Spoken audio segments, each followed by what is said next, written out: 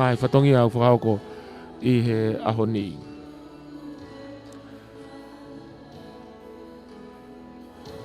Mea he tahine kuini ono mea ngā. Peki he sea ka koe tataki e polokalama mo yo au o e whiawhini. Tātai Palestine o se asuesi gana tau tae na tonga. Peki whaiwhikau pure. Hoko ta pe ta polokalama. Koe MC o e ahoni. Koe titalahi o koris lolo tonga. Ana se ini whamari. Tapu mo o tua mafi. O kune awhio heo tau lotonga. Tapu mo e kele tupu a e lotu mo e ako. Ai api ko kuinsa lote. Tapu mo e whaalangi. Tahine kuini o e talo ni. Kuina naspau. Tapu mo tau laike o kuinsa lote. Pea mohama tāpule. Tapu mo e tangata ik Palestine o e siasi. Whaiwhekau. Toke tā te vita koloa ia havea. Tapu mo e whaiwhekau pule o e wahe whonua, moha whaiwhekau. Tapu mo e kauhiwa, pia me he whakahaha ke. Tapu mo e hou eiko istutuku, pia mo e ngahi kau ngā mea, pia mo e kāinga ko toa peo e siasi. Tapu kia tek nau tolu ko toa peo nau mea mai, pia me heo pe, mo toke lau, mo tongani foki. Kai talangata hei a te kita whai ki tua mamao atu, kai ata ke whakahoko atu, a e tau polo kalama I he whiawhini. Ko hiri pea e whakahoha a, te tau hoko atu ai ke himi uluaki, e mea atu ai a Leiti, Luciane Luani, ko e sea ia e komiti whinga paanga e Sentuli. Te tau hoko atu ai pe ki he sāme, e whakahoko atu ia e naule o moala, ko e whakafofonga ia me kolistu tuku e wahenga kolomotu a. Te tau hoko atu ai pe ki he lotu, e whakakato atu ia e whaiwhekau poha hau palu, ko e whaiwhekau pule ia, o e wahe whonua tonga tapu, malo au pito.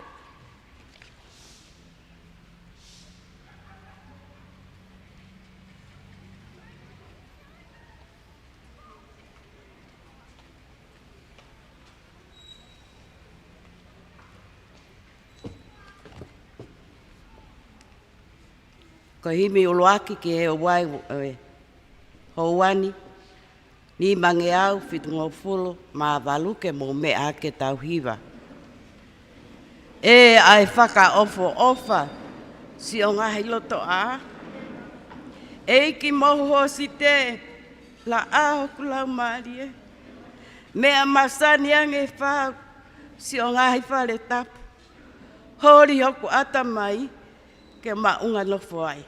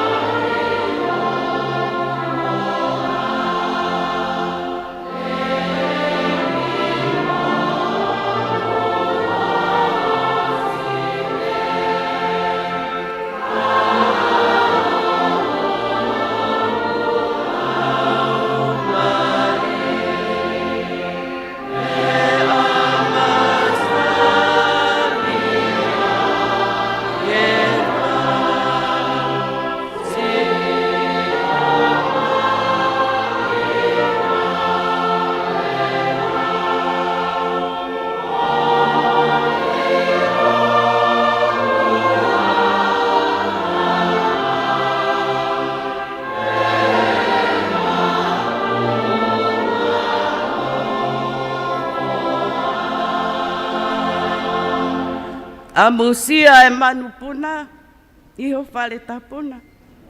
E nau puna fia, o whiki ho orita. E ke ure o matapa, iho ngahi loto a, ke he peke o fiatu, hokula a mo whakau.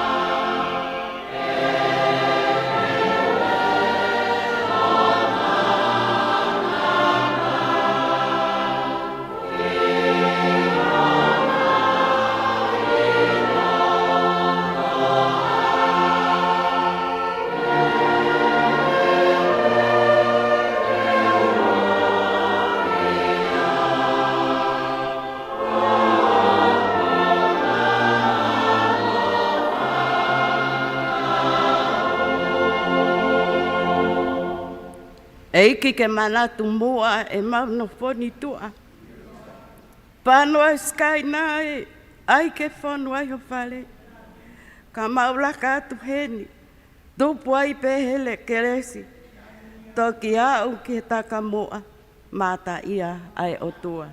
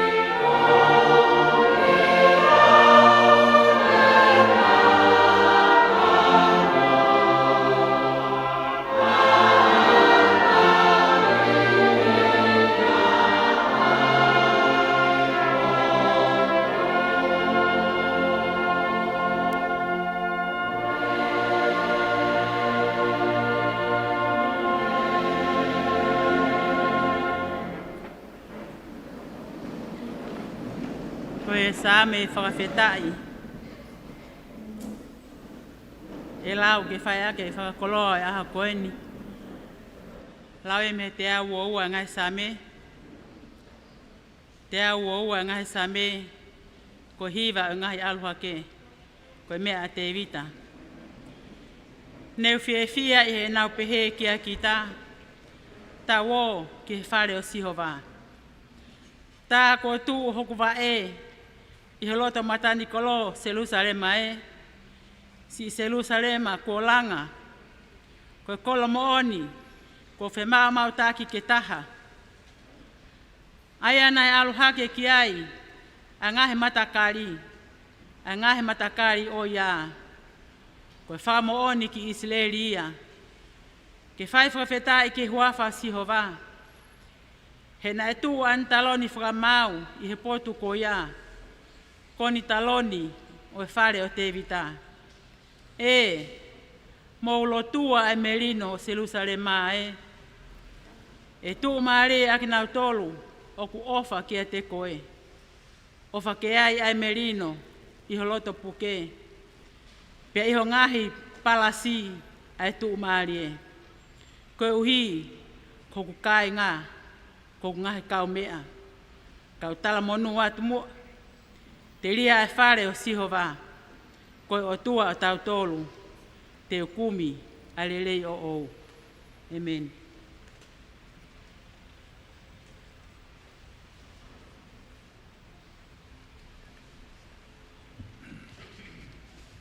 Ke tau lot, o tua mafi. Ai a piona, koe o tua pēta. O tonga. Ko e au niu koe e universi o kumau ia. E whiawhi whakakoloa koen, mau kau patahape mo sāme walunga fulumataha he hiwa. Hiwa pia ka Elohimi, ko tau mālohinga. Whai ki he o tua o se ko pe hafu umawawa. Hua a he hiwa, pia to'o ai lari whangongo, ai haape leo maari e, mo e here pilo.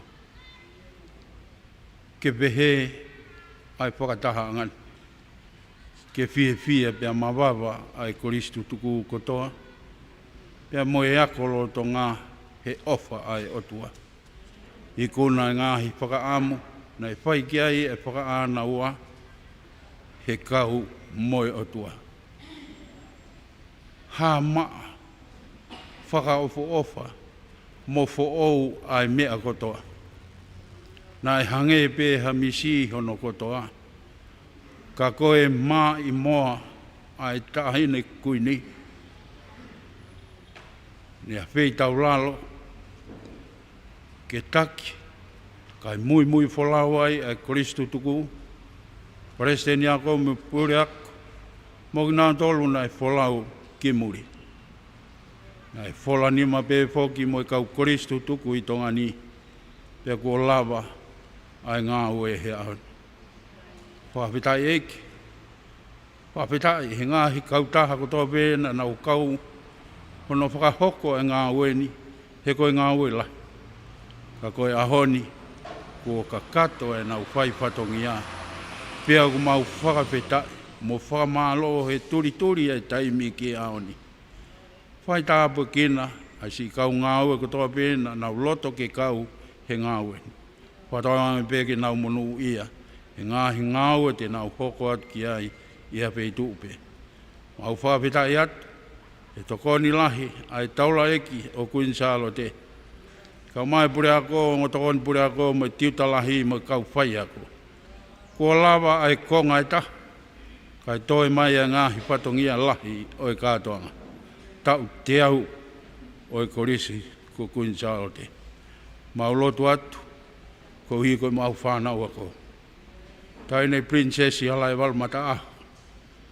O kanau tolu ai monu ia o ngā weni, mo i ka hauna, mau lautu atu, e ke whai tāpu kina mai e mau whanau, mo i ka haule rei o i mai moa, o whai he taheina kuini mo Kristu tuku. Ke kei teu i ai bea ai whiwhine kakato, i he sino, ata mai, mo i lau maari. O mau lotu atu, ko hui ko tangatai Palestini, mo i whatongia ko tuku whalala ki ai e Kristu tuku. Ke whai a lotu tāpua ki o ngāu e kuolapani. Ke whai tāpua ki mai e a piona. Pea whakamonu ia. O anga moi le rei, mo haiwi mei he a piona. Ke whai a ki howhina ngaro. Tahine kuini, mo i whakalangi o ngāu e o e ahana. Ke whai tāpua ki mai e a Fiona. Ai popo whai ke hau e whanua. Ke moni tonu ai pe. Ai pūre i o mau whanuan. I o tua, i longa ha fia, ha ngā ue, ha patongia te mau whai. Whai peke langi i aia e a Fiona. He tau te au, ko mau whamanatui. Whai tāpu kina mai, ai kau hiwa, kau iwi. Whai tāpu kina mai, ai hou eki, nau mea mai. Nau mā ai whakalangi oi aho, taine kuini na naspau. Tāpu aku mai ai a Fiona. Mau lot peki ho a Fio e o tua. Whakakakato, ai lotu mau whai atu. I he huafa pe o e tamai, mo e alo, mo e lau maari e maoni oni, e meni.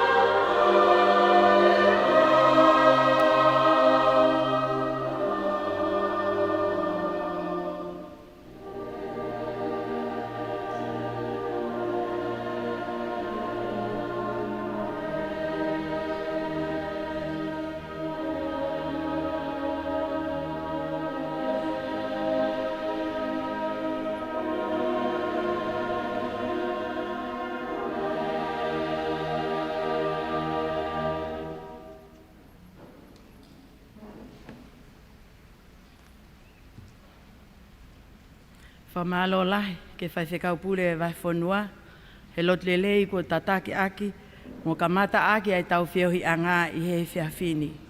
Te tau hoko atu lewa ki he lea talitali, e whakahoko atu e sinai tuitahi, ko i whale i whakapisnisi ia ai koristu tuku. Malo.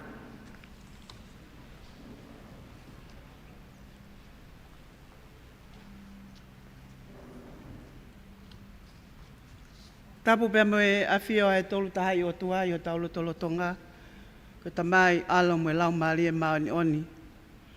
Tapu pia moe tahine kuini o tonga, kuini na nasi pau. Pia kou kole ke uhufanga atu i he ngahi tala whakatapu, kakato, ko whai atu he whakatau kei o e polo kalama lotu moe whakawhetai o e he whiawhini. Kaya tā pia moe whine motu atu a koe ni, ke whai atu ai whatongia ko e lea talitali o e polo kalamani. Tahine kuini, o ko whakafofonga e atu, tahine ko princesa Laivalu mata aho, pa moe ako lolotonga. Kai maa a leiti luani, pa moe tuunga whine maa atua, ko lisu tuku ai wheitu una. A talitali lelei, ho a whei tau lalo, ke mea mai. Koe whakalangi-langi, o e whiawhiko eni. Koe ngā ke whakailongai ai ngā uen e whe tākini mai, ai ako lolotonga, pia moe ako tutuku. I he ngahi visone ai wheitu una, i he tau e hongo fulu ko osi, o la mai ai ngā ue ko e ni, e whakailonga i aki, ai te au tau, e kolisiko kuinsalo te. Whawhawhonga toki ai lea talitali ko e ni, tangata eki Palestini o e siasi. Kai umaa, ai siasi o no kotoa. Ngā hisas whakakolo, ne moala ni mamai, ko i ngā koe whatongia ko e ni. Mau talitali lelei ki mo tolu, pia mo loto maafana. Peheke tangata eiki, whaiwhikau pule, wahenga tonga tapu. Mau whiwhia lahi, ke talitali ki mo tolu, i he whiawhiko eni. Mau lawei pe, o mea mai he o pe, si kau kolisu tuku, i Amerika lahi, i Australia, me New Zealand, pe peheke ngai whanua muli. Whakafofonga i atu, ai talitali lelei ki mo tolu, ke kātoanga lotu, pe moe whakawhetai, o e whiawhiko eni. Pe whoka te mo tolu, si kau kolisu tuku, ko mo iheni, si kau hiva, si whanau ako, pe heka te nau tolu, ne mo wala ni mamai, ke tau kau ngā kau, si kau tufunga, kau akiteki, kau ensinia, o mo iheni he whiawhini. O atu, ai talitali lelei ke te mo tolu. Whakatawange pe, ke tau mau hakatoanga, lotu moe whakawhetai, whon ke lesi ia, pe hange koe mea koe au whanonga mai aki he siasi, o kei tu ki mua pe, ai o tua. Ko tawa o mai ke ako koe ni, kanta oua, ai o tua. Pea koe mea te pu, ene ia te ki tau tolu. I he whiawh koe ni, pea mai ngahi ngā ue. Ne maa i moa mai ai tāhine. E ngahi whatongia koe ni. Ko ia e lea talitali, pea mai tu au whātu. Malo.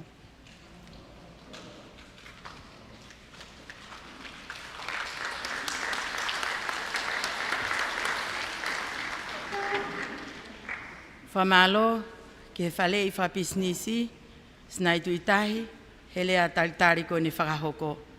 Te tau hoko atu ai pē ke whakamatala ngā ue, e whakahoko atu ia, e sekei tai lahi e koristu tuku, vika waka fusmalohi.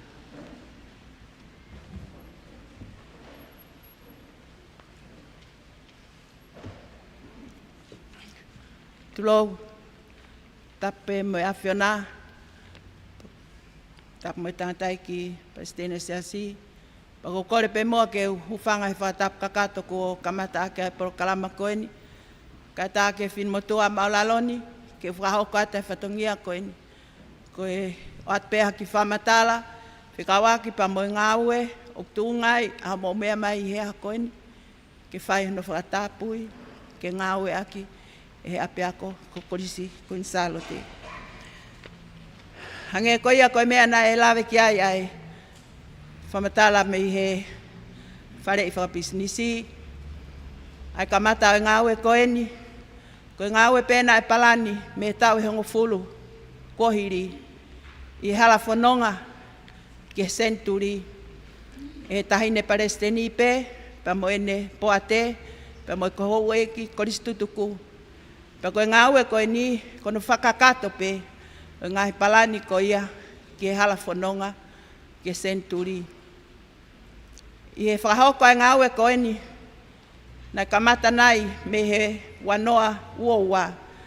Ai kamata ke whae whakaukau, ke whakahoko ai ngawe koe ni, koe uia koe tukunga o i whie mau, ai korislolo tonga, ke whahanu wharerei e apini. Pea whiri lewa e komiti, mahu inga lewa, ai sio koe hae me e mau mea panga, koe hae ngahi ngawe ke whai. Pea nai whiri lewa e komiti, langa e korisi, tutuku ke senturi, nai se aia Leiti Luani, pea iai mohonongo, ni matoma tau, o iloa pe korisi tutuku, kotona, pea mo make. Ko whai whekau unga te akata, pea mo whai whekau sela latai la kepa. Whai rewa e ngai whotutu, koe haha mea mau a se niti. Pea nai whai pehe, tau ki kamata si pe mua, whai ki whakamaketi, whai ki tātānaki, luku, koho ina si koe te au, 100, tau hoko, tau hiki, 200. O kai ko tongani pe na tānaki ai inasi ko ia, na kau mai mo hoe koristutuku me muri. Pena tau tānaki ai se niti, ki herepa o kamata aki, ai ngaue ko ni. I au mai ke wanoa ua whaa, whamore teu. Ki se niti, nai mau he ki whaka kamata o ngaue ko ni. Te au, uange au, ki whakamaketi, nai mau ai ono kilu. Ono afe, whangeau ni mawalu. Ki se niti nai kamata ke ngaue ni. Pea au mai ke wanoa whaa, pea hiki rewa, ai tak te au, me taki wange au, o tau taki wafe ni mange au. Pea ui rewa ia, ko hovala, ke katoanga senturi, pa koe ai whakawhetai ai. Ko ngahi tānak pānga, nai uki, ko hia koe ngā ue koe ni, o mau mea ki ai a koe ni. Nai uki kai ki tonga tapu pē, pea i kai ki wawa upe mo eua. Kana e kau, a ngai whanua muri, Australia, New Zealand, pea mo Amerika. Whawhetai, ne kau e otua, whalotoa, a kakai e whanua, ngai siasi, whamalo tangata ik Palestini, ka umai whawhikau pure o kolo tangata pū, nai kamata rewa, ai whai ai ngā ue. Takai he ngahi potsiasi, ngahi tala siti, o nau ofa aki mai. Kai koe boesiri anā pē, ngahi siasi kehe, i kai koe koristutuku pē, ngahi koristutuku kehe. Pea nai tānaki ai ngahi seniti lahi, teu toki lawe ke whakatoa o seniti nai mau i ngahi takai ko ia. Pea ngata i tonga, whai atu ai whakawhe mai, mei muri, me Australia, pea whai atu ai whanonga ki ai, mau mui i he tahine, Palestine lahi o i koristutuku ki Australia, o whai ai whenga me ai, tānaki ai pe a seniti ki he project i oi aho ni. Ko New Zealand, na nau kau i he tānak seniti mai, pea pehe ki Amerika, taimi koe ni, na ia e ongo, Pehe o gai whakatapu-tapu, o gai whangata o ka pau te mau whanonga ki Amerika. Whawhetai, e whakalotolahi pē, e tangata eiki, Palestino siasi, pe pehe ki he tangata eiki, pure me Amerika, mawami pē. Pea nā mau lotolahi, nā mau alu, pea nā mau whoklelei mai, pea moi whupanga lahi, koe o whai au tua. Koe katoa e paanga, i he tānaki paanga koe ni, ki he project oi aho ni, o mau mea ki ai. Nā eui pē koe wala senturi, pea moi ngahi konset nai whai, ki mo tolu ngahi tō wako, nā e hupe o mo ngahi wala i ngahi konset nai whakahoko. Ko tonga, o kia tonga tapu nai mau me ai, e paanga e 2 miliona, walu kilu, tolu afe wangeau, un fulmanima, se ni te whaono. Ko wawau, nai mau me ai, e paanga e 2 kilu, ni mamano. Ko e ua nai mau me ai, e paanga e ni mamano, taha afe fitungea ua taha. Whakakatoa e paanga nai tānaki he wahe i tonga. Tonga ni. Nai whiunga e me paanga e 3 miliona, taha kilu, whaafe hiwangeau whaono, se ni te whaono. Nai whaia te whanonga ki Amerika. Nai mau e paanga me he mainland. Koe paanga e 2 miliona, 2 kilu, ono mano ni maafe, walungeau ni maua, se ni te fitu. Nai mau mai se ni te mehi awai, nai whiunga e me paanga e 3 kilu, waluafe, wangeau, taha fitu, se ni te whātaha. O Nusila, paanga nai tānaki mei Nusila, nai whiunga e me paanga e 3 miliona, taha afe, taha mano no afe, hiwangeau, ma tolu, se ni te tau noa. Me Australia, nai whiunga paanga nai tānaki me Australia, pa moi paanga e hiwa kilu, walumano, fitu afe, uanima, se ni te tau lua. Whanki se ni te nai mau, hange ko kulawe ni nai, mau he ki whakamaketi, mau he tak te au, taki wange au. Ka toa pe mei muri pa motonga, nai mau me ai, ai ono mano, ono afe, whange au ni mawalu, se ni te ni mahiwa. Ko ia, tahine, ko ini ka mai, na tai Palestine, ko katoa se ni te nai ofa aki mai, e tonga pe mamuri, ke project ko ini, o amanake tau, mata i whawheta ia i a koe ni, nai whiunga ia mo paanga e 2 miliona, 2 kilu, 2 mano, hiwa afe, whangeau, mātolu, se ni te waunima. Ko ia ai kakato, ai se ni ti mono whakamā opo, ai ngahi paanga nai whaki mai, i tonga tapu, i wawau, i eua, whai ati Australia, New Zealand, Amerika, Hawaii, koe paanga e nea pe o 2 miliona. Ko ia nai whai lewa e kamata e ngā we. Nei ai lewa ai ngahi kautaha, nai kore ke nau tā mape. Pa kou whia aku i hene ai toko taha ko ia, nai hoko koe project manager, whamore more pe. E risi ate tupou ka ke lawa haki o lunga, ke mea te tahi ne mo e. Tangata ik Palestini, ko kautaha,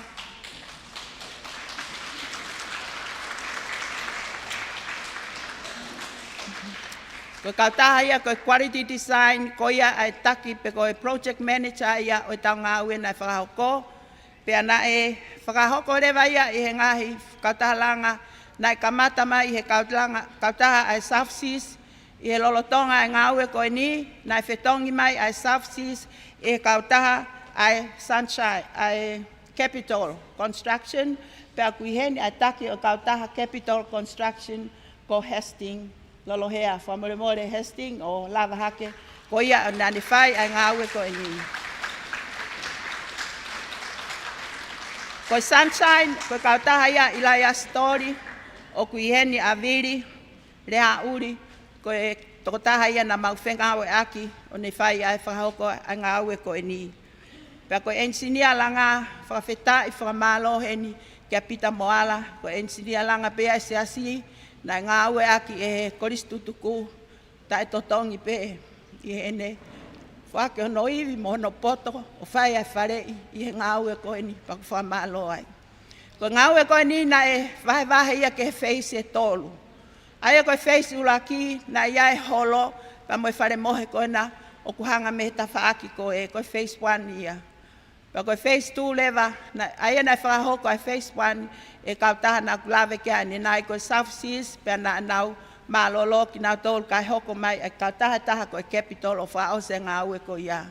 Pa koe face 2 leva pa mo face 3 aia na fa hoko ia e kautaha Sunshine Constructions o kuhen pe ai to taha ko ana e kautahani o nau fai ai ngā ue i e wharerei o wharekai pe apehe ke peito pe apehe ke apiko petani.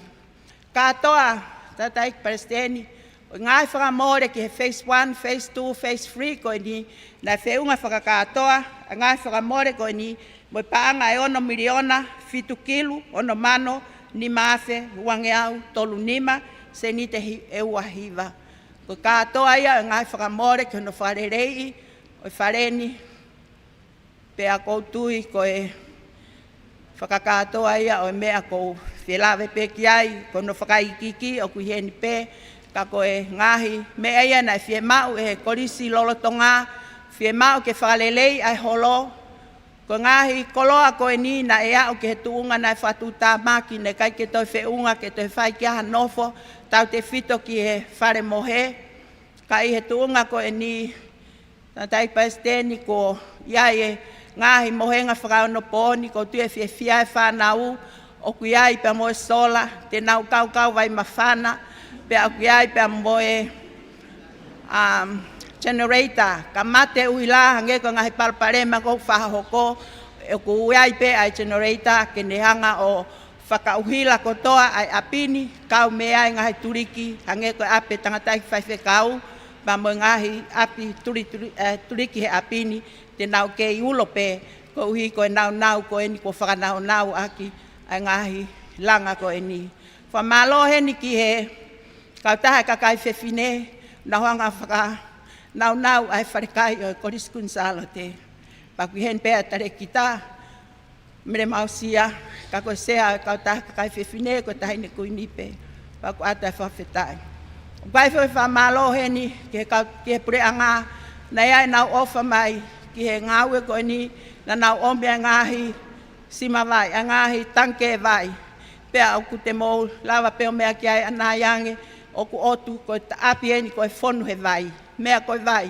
Ko e fusima lahi ko eni he tua whare ko e tau lahi ene tu i kai aha me i vai ai taha.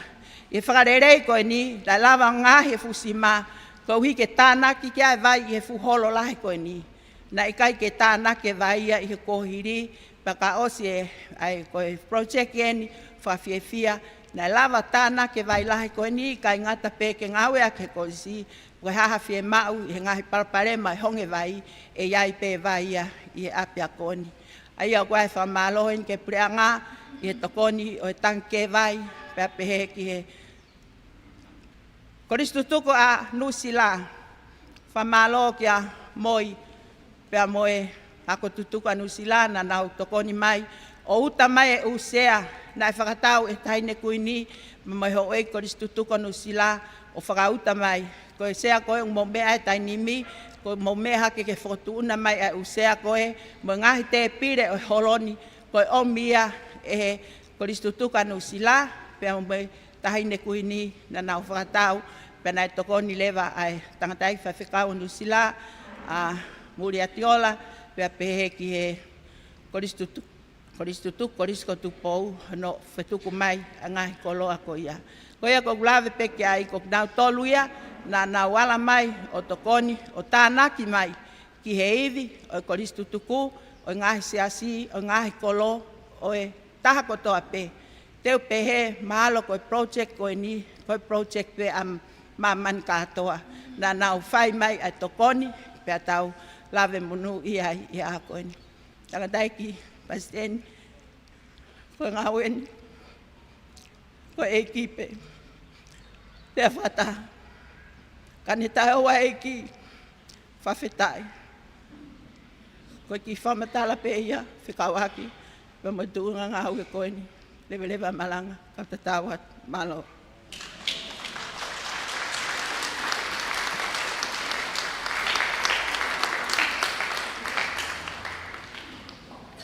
Whamalolahi ke tare ko stutuku, he wharamatala ngā aue ko tau whanongoa. Le hange ko ia, ko maumea I, na lolotonga hono ai whakamatala ngā aue ai skeitali, pia ko whakakato ai pe, he project manager, Elisia te tupou, a hono foake o certificate of completion ki ene awhio kuini na spau.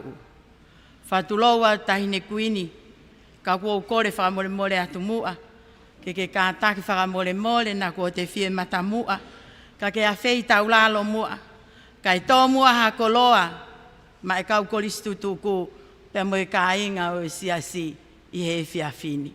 Malo.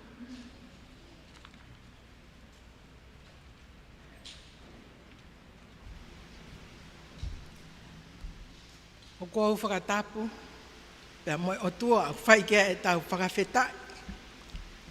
Whakahoi fua mo tuku pā. I e teu kātoanga, Centuria Kois Queensalote. O kou kore ke ngā au e akpea e tala whakatapu ko kamata ake whioi angani. Kai ata ke whaiha, halea. Ko longolongo kātoanga tonga.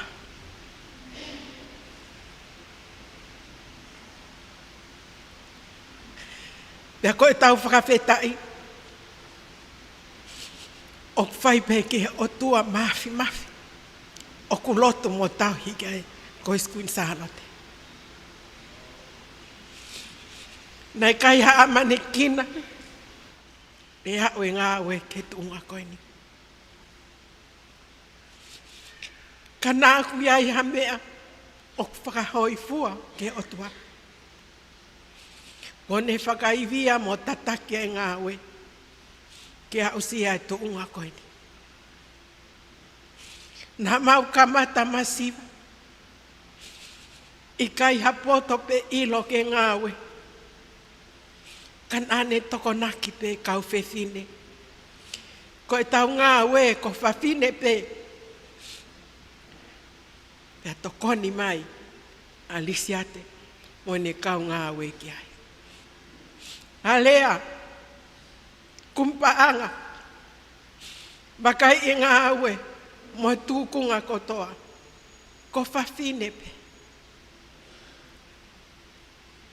Kana e tuu e mau whalala I a teia, na e ako, he korisi koe ni, ke whalala ki ai. Tene whai e ia tataki pia ne whakaivia ngā ue.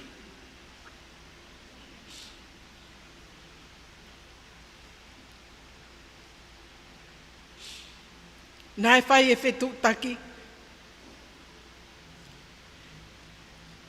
Pia mau whenga. Nā nau tāri mai. Ia e taimi whai ngata. Kana ne whakaawa mai pe ngai matapa ke lava ke maua oai. Na ia e ni ihi na e tuu tawha aki pa kou loto ke wahe atu Queensalote. Ke oua ngā loia te tauto. Na nau pou motokoni lai. E taimi na kai na mawongo I he kai ke au I nasipi. Na anau tu ori. Ke whakarawa, ke ua siwa e mauamanaki. Ia lava e uta, mahau e sea mo e te pire. Kai ke au e iwi ke totongi ke uta mai. Na nau to omo nau ngai kato o whakarawa. Koe taimila, nā kua ngoi. Koe whanau, o he kois tutuku, ai kois kotupau. Nā nau lava mai ke wakai, o whewhe e mau whenga. E au, ke oa te mau mā, o ke au. Nā nau whakalava, nā nau whakau. Nā nau iai, maupe. Ko wiko tau tolo.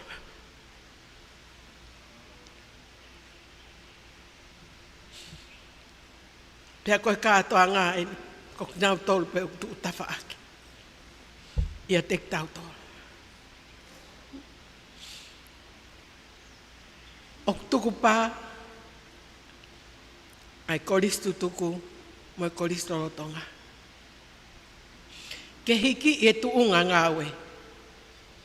O tuunga e ako hange koia, ko tau kamatai, ki ako whakabaha apureanga. O ikai ke whai ngofua, ko uhi fie maue kau whai ako, ni ngahi lesoni, mo ngahi nau, mo mea ngāwe. Ka koe o tua o tau tuku pāki ai, o ku malawai mea kotoa. Pea oesi e tau amanaki, ko whakahawai matapā, ko kamata ngāwe. Pea kia e pou lelei, mo e lava mai ai pule ako, mehe api ako MLC, i sene ke tokoni. Whakawhai ako, tokoni e mea ngāwe, ke hiki ai tuunga oi ako. E tau hange koe koisko tupou ke sivipe, i e sivi ko a New South Wales a Australia. Aia koe kamata en ki tau tolu, ki tau hoko atu, a ngai fomu ko ia au hange pe koe korisko tupou. Pe au kia e amanaki rerei ki ai. Ko ia ai kau koristu tuku, te mautok wakai ki ngāwe. Ka koe tau whakawhetai, ki he otua, o ku loto mo tau hika e koe spinsalote. Koe tau whakahoifua, o whai kia te ia. O tau mao mea ia iwi, pea ne tataki ki tau to. Pea koe tuku pā kia te ia. Te tau whai, ai ngā we pea hiki e tuunga kui ai. O ikai koe whakaako pe mo e whakaata mai. Ka ke mateu ai tahine koe skunsalote. Koe whanonga au whai ke api, ko ne teu mā ki tau to.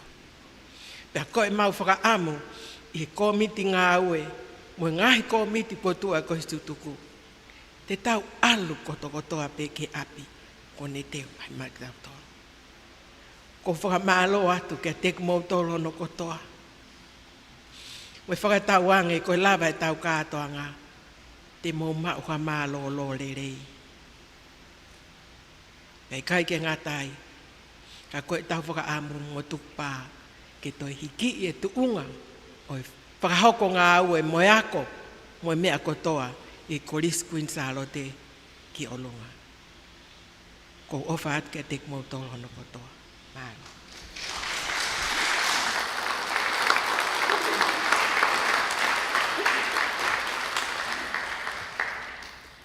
Whawhetai e mau koloa. Pea uhapai ato e mau whawhetai me loto hounga ia. Pea ko mau koloa ia mo ako. Iho o whalala o tua. Pea ko e mau lotu ia mo e mau talamonu. Ke i tāpu e kina i pehe o tua e feitu una. I he ngahi whatongia o whawhalala ke feitu una. He kua taulua e whatongia i he siasi, pea mo e pule anga. O kua whakawhei, ai kau hiva o e senturi e Kristu tuku, ke nau whakahoko, ai hiva whakawhetai i he whiawhini. Ke hapai aki ai tau whakawhetai mo e hounga ia, i he koloa, kua tō mo ki tau tolu i he whiawhini. Mālo.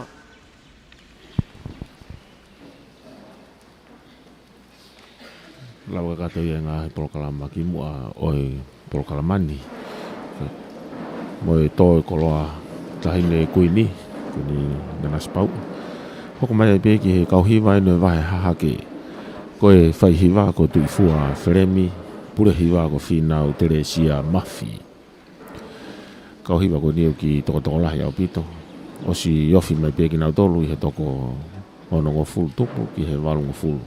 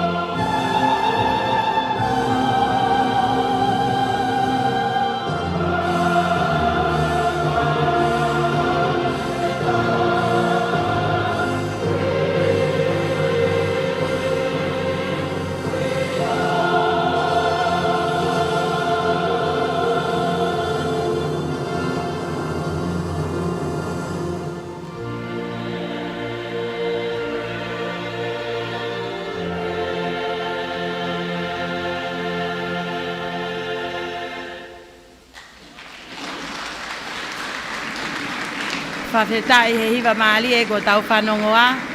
Ka tawange ke hanga he o tua tāpu e kina ho mō ngahi le o ke whai ai pe ono whakalangilangi. Te tau hoko atu lewa ke lot whakatāpui o e ngā ue e whakahoko ia he whai whekau to ke tā te vita koloa ia havea ko e Palestini o e siasu e Siriana tau ata ina o tonga. Malo.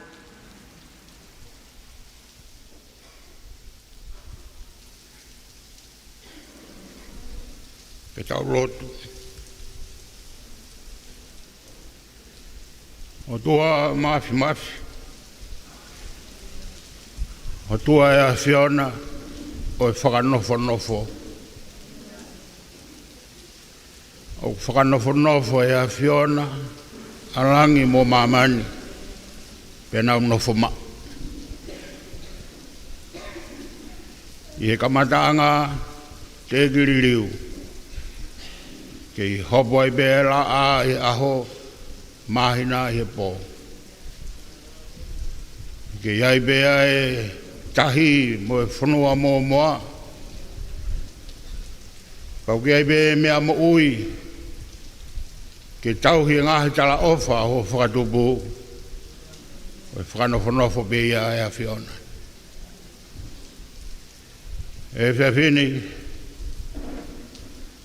O mau i akanofo ma. Ko ngā aue o mau whakawhetai ai. Ko e nima beia mo poto o tangata. Ka mau hua tu o tautapa. Ki anga tu mau o e whakanofo e a Fiona.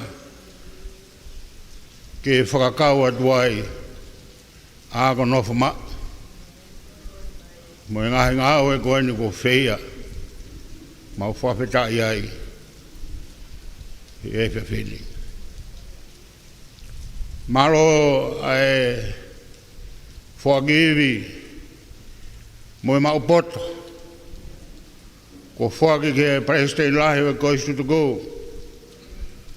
Ka koe kuini o taloni o tonga. Sekei tai lahi ka mai poate. Kau maula kango tō bea kois tutuku.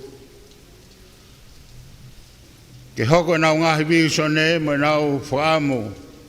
Langa hake ke maulunga. Ai anga o e nofo mau. Ke whai he koriska kunsalo te. Whono maulo tō e whapetai. E kloa ai a Fiona. Ko tō ai ho mau koloa. Whalala ki he o tua. Ngai mea ku haa whaingataa mo tae malawa. O ku mawhei e he o tua. Tawange ku o whakahoi fua. Ai whakako whatungia ku o whai. Kawako tutuku. Pe whakataha moia e mau tōku pā. E kei tauhi pe koriska kunsalo te me kawako tutuku. Ki o tua pe taha. Ko tua o tonga.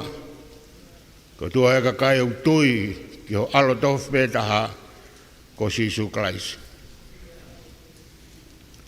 Mau mui mai he talaka atoanga. O mawhoa e ata o e senturi. Pea kei whakapōpō uri pe ai whunga ia o e whonua. Ka kua whakalau mai e mama. Pea koe ka wako tutu koe ni nana u ngāu e beu kei po uri. Te kai whu maa mai aho. Nana u tuu hengi.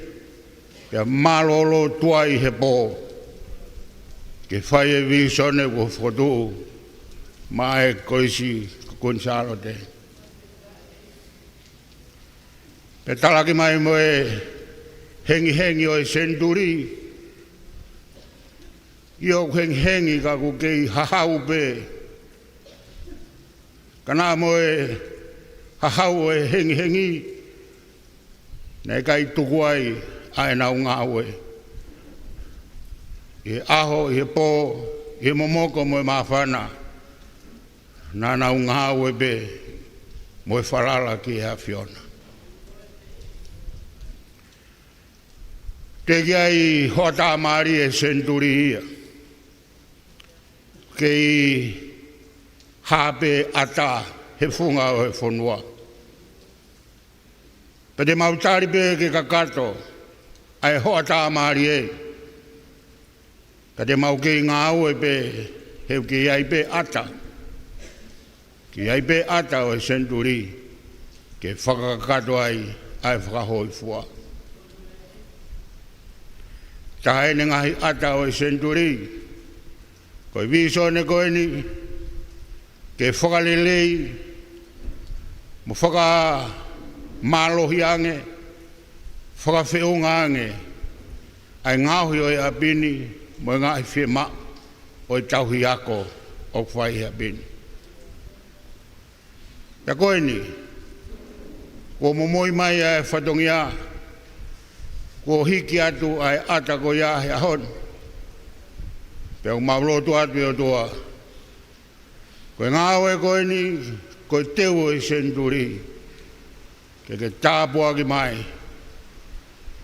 Tāpua ki mai ai ongo sia. Tāpua ki mai ai fie fia. Tāpua ki mai ai ikuna. Nai whai hengi hengi pea whai keipo uri.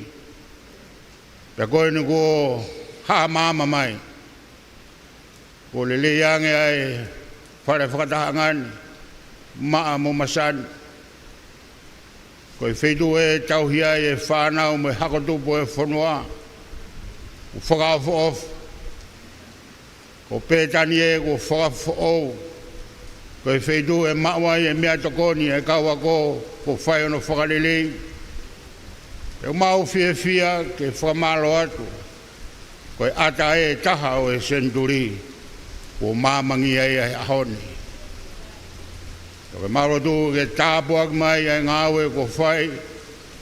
E ki nāu tolu nai whakahoko e ngāwe ni. Mei he kamata anga o au mai ki ahoni. Ko whaki hono tohi whakamatala. Ko kakato ai ngāwe. Kau maulot ke toki whakakakato mua. I he tāpua ke ea Fiona. O whai ke ngāwe. Ko iwi pe mo poto o tangata. Kau ka whinangalo ofa ea Fiona. Ki kau he ngahi mea e nofo mau. Ngahi mea e toronga. Ngahi mea e aonga. Ngahi mea e fia fia ai. Mo hiki haki ai ai ako. Mo teu mau whai ke kau e whanua. Ki atu ngau malu ngange. Ngahi whare koe mau raupe koe whare mau mohe ai.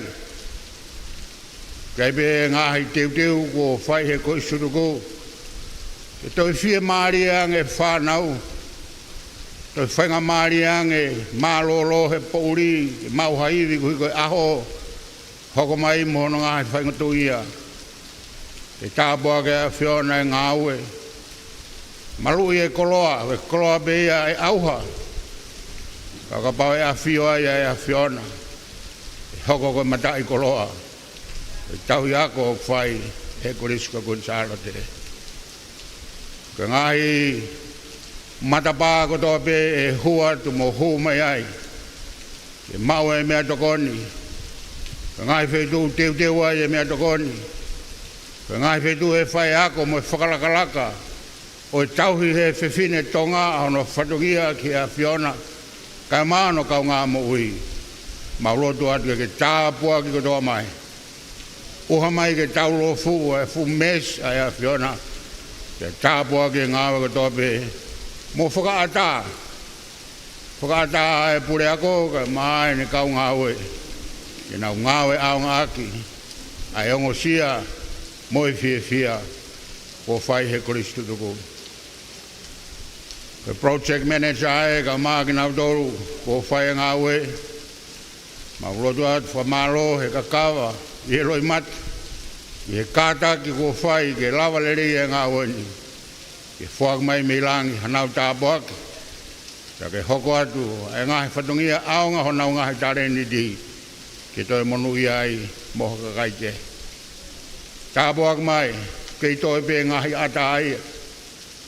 Ke ke ia koe ngahi whaiwa, ke ia koe ngahi hiwa, ke ia koe ngahi le son whakatata, ke i whakamao po mauloto, ta tau e tongani ka maa tō purang, ke i toi pe ata he whai e whrau, ke whahao whi ngahi tū tāma ke he, ke omi kotoa ki mautoru, ku ka kato maulau mari he, mo teu ke hoata mari e senturi koe ni, ke whakakatu ki ai e mau whapita, whakahoi fua, mo tūpāu whai ki a whiona.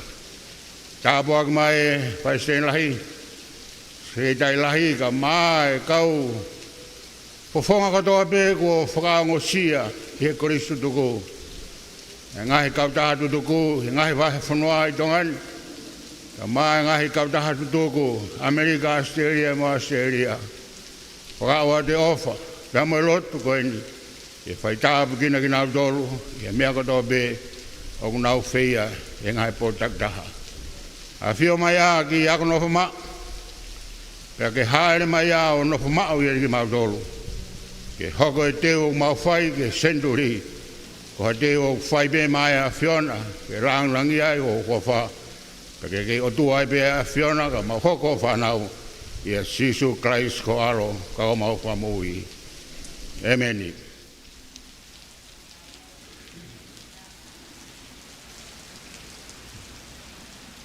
Whamalo ke tangata e ki Palestinio i siasi, i whakakato e lot whatāpui o e ngā aue, ai Koristu tuku, pia mo e kosloto ngā mo i siasi foki. Whawhetai o ke ima ue mo i lelei, te tau kau whataha e ahoni, ka kua kakato e mau whiewhia, e tau kau whataha i ono teu o e senturi, ka tau whawhetai ai ki he eiki. O kore wha mole atu, hange ko ia o mo mea hifo ki he tau polo kalama, ko e hili koe ni o e tau lotu, pena e amanaki lewa, ke me atu e tahine kuini, pia tau mui kotoa atu ai ai ni ihi koe o malava ke lue, ki fale mohe, ki fale kai, ki peito, whaka osi ki petani. Ka koe ni kua tō mai e uha, pia kuai pe kore wha mole atu ke feitu una, kua whai pe kore, ki he o ofisa ki he sotia, ke lama mai pe mua i he mea lele, ke mea ai e feitu una, ke awhio pe ki he ngā ue, pea hili ia, pea kore wha mole atu o e Koristu tuku, ko koe peu ke fie whakauha, pa ke haule wa koe ke ta mui pe he mea leleo, whakauha ai whakataha mo mau etmini, he kei te mau toi puke ki mau tolu, he kua whakaofo ofa ho tau api mo ngā ue. Pea ka hili ko ia, ai mea e taine kuini ke ngā ue, pea i tok mea mai lewa ki holoni, pea tau tok hoko atu lewa ke whakakato e polo kalama. Lolotonga, ai mea te tahine kuini ke mea ki he ngā ue, o kou kole pe ki he kauifi, mou whainga maari e ia o ki mou tolu ke mou whaka ari heni, ke mou liliu e loto e whukauhiwa ko e ni, ke nau ilo ko tau kauhifi o lele yang e he kauhifi me feitu ko e.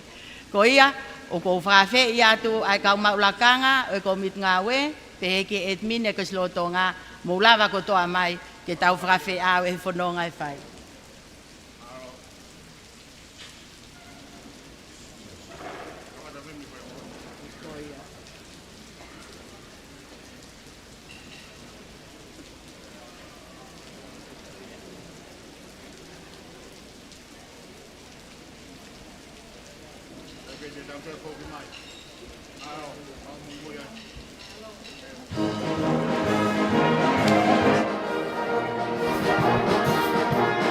E o koe lolotonga ni a mei he holo whatanga e a ko lolotonga Korisko Kunsalo te.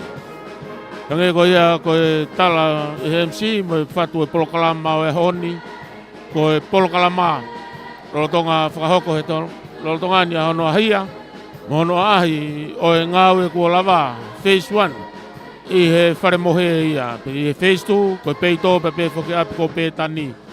Lolotonga ni koe holo, kaua e holo ni hono wharere i, koe phase 1 ia me pe ki he whare mohe whoki.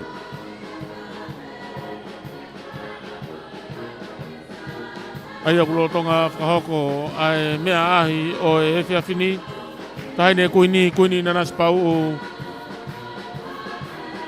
I he mea rere o e whakawhiao.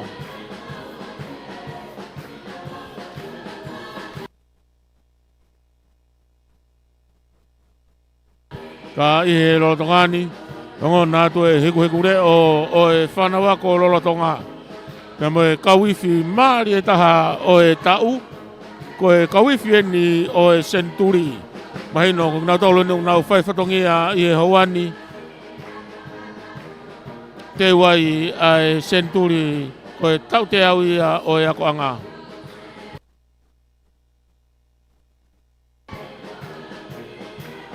I he lolotongani, me aifo ai tahine kuini.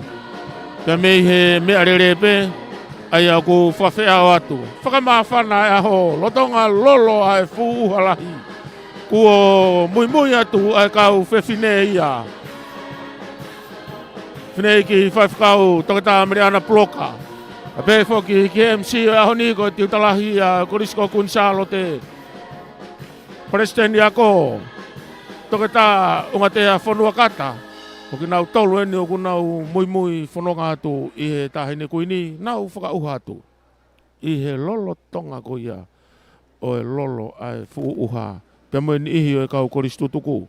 Wakai atu ko ni ihi ko ni kau Koristo tuku, nau toi ki ene whakasio ai whakamalu. Hangi ko nau toi maa whananoa i he whakauha atu. Ai kau whewhine Korisimua i he Korisiko kuini Salote, kau mautu unga ia. Hangi koe mo wakai mai kia i he tau PSC Facebook, i he tau whaita. Mui au pito ai ahi koe ni. Ai aku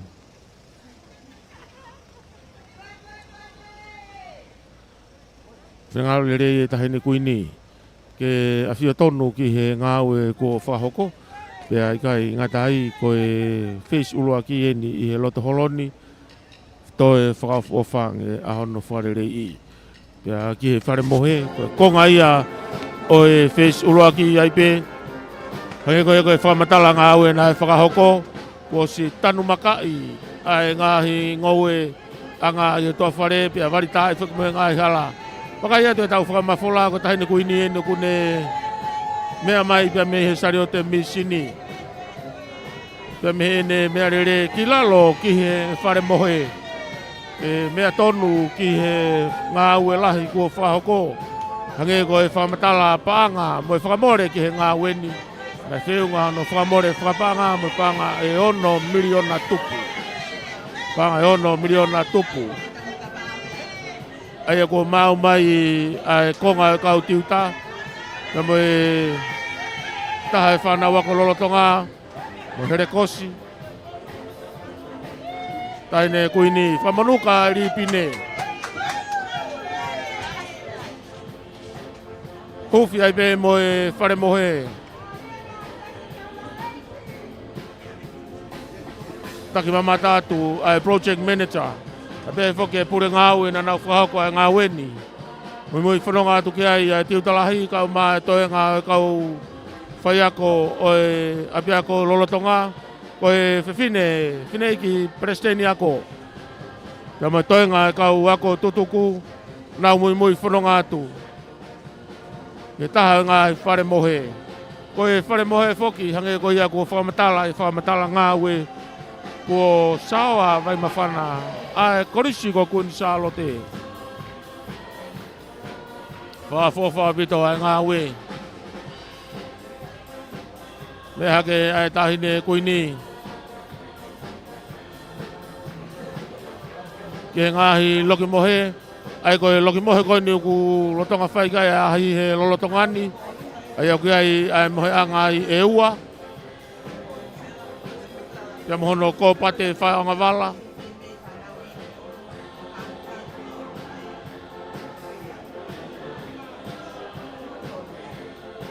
Pea maa mo masani whoki ai ngahi whare mohe i he lolotonga. Whamare more, koe mohe ngai au lahi. I he loki koe ni. O vai a i he ua. Mahino kua ue no mohe anga e ono. Pea toi lahi ang lerei mo whakawhawha pito e ngahi mohe anga. Ngahi mohe anga singkolo koto aini. aia ko e whare mohe, o ku tuu e whare mohe i he tawhaki ko ia whakahake o e Korisiko Kunsalo te. Ofi atu ki he apea ko maalunga o tonga.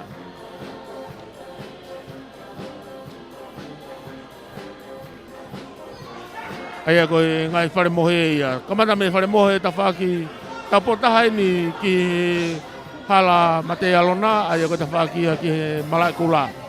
Aia ko na kulawe ki ane nai. Nau whawhonga rere i atu ki he pākingi ko ia i he ako maalunga tonga. Nā tolungu nau tau poto atu ki he a. Wako ahono ahi o ngāwe koe ni. Moi whanonga atka ia e pure ako. Whakau se la taila kepa.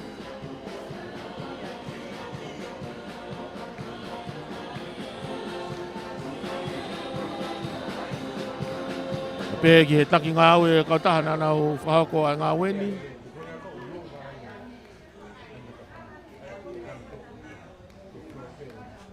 Taha whake ngahi na whaanga tōlahi pehe ni.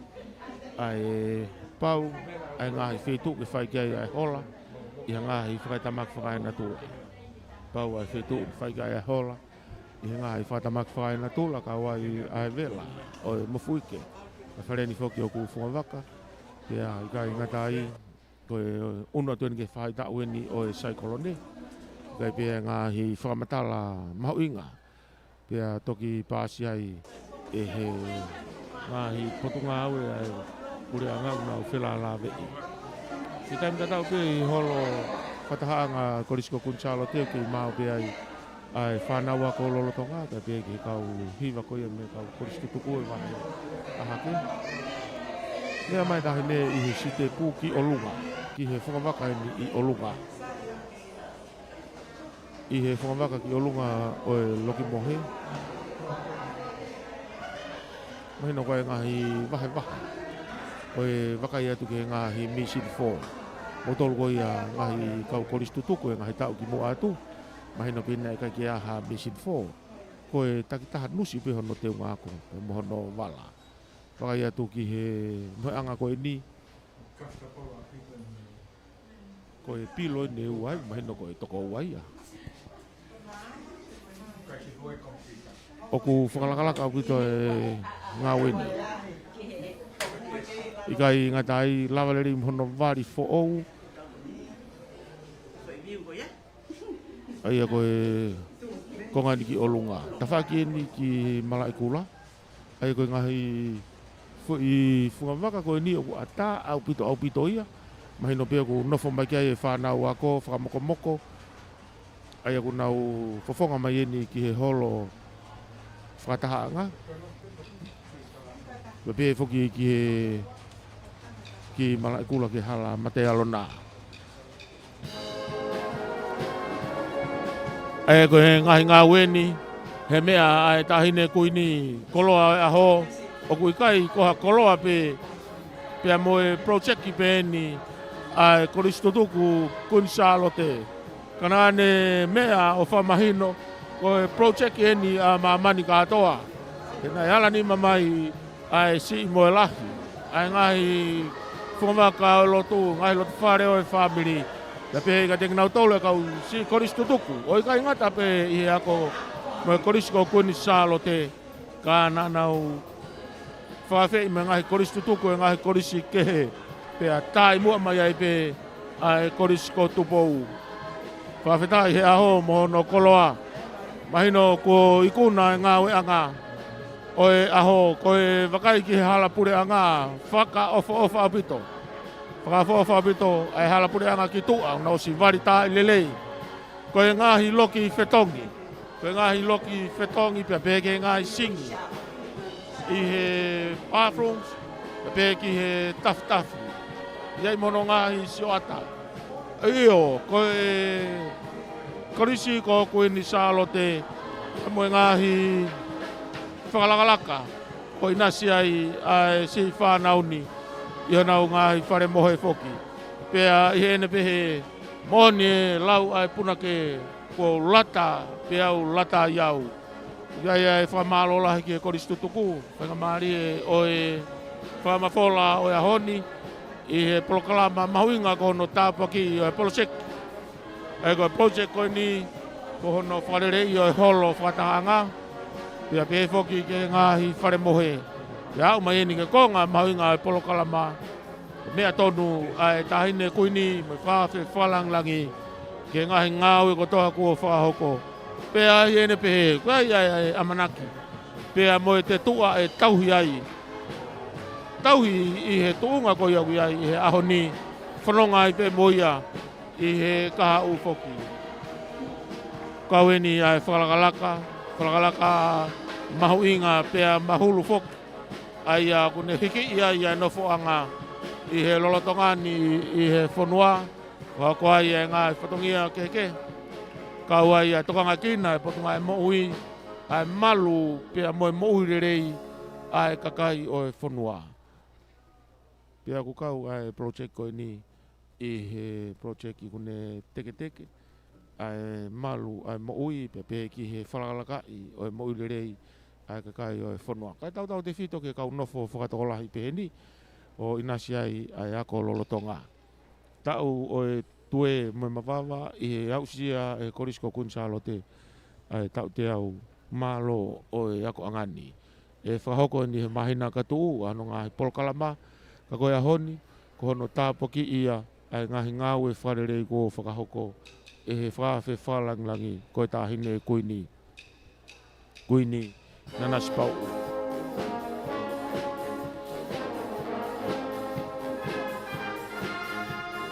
I he lolotongani neongo ku tauafu i whope ai uha o mea i whainga maari e ke whakakakato ai polokalama ko e ni.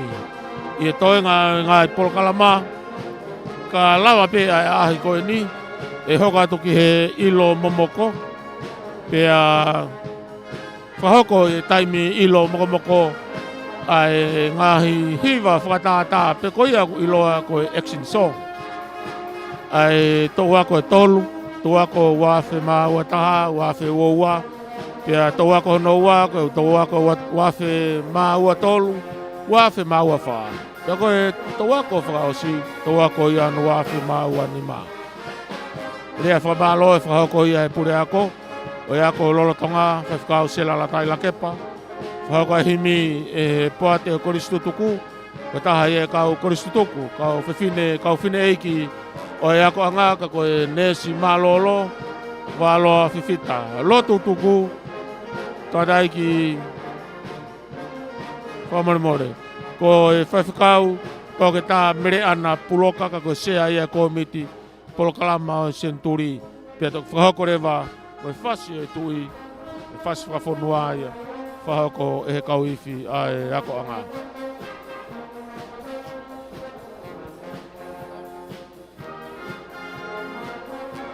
Mea i whai pe ai tāhine kuini ia i he whuawaka ko ia i olunga. Hokohoa ko i whai pe ia i he ngāhi whare mohe.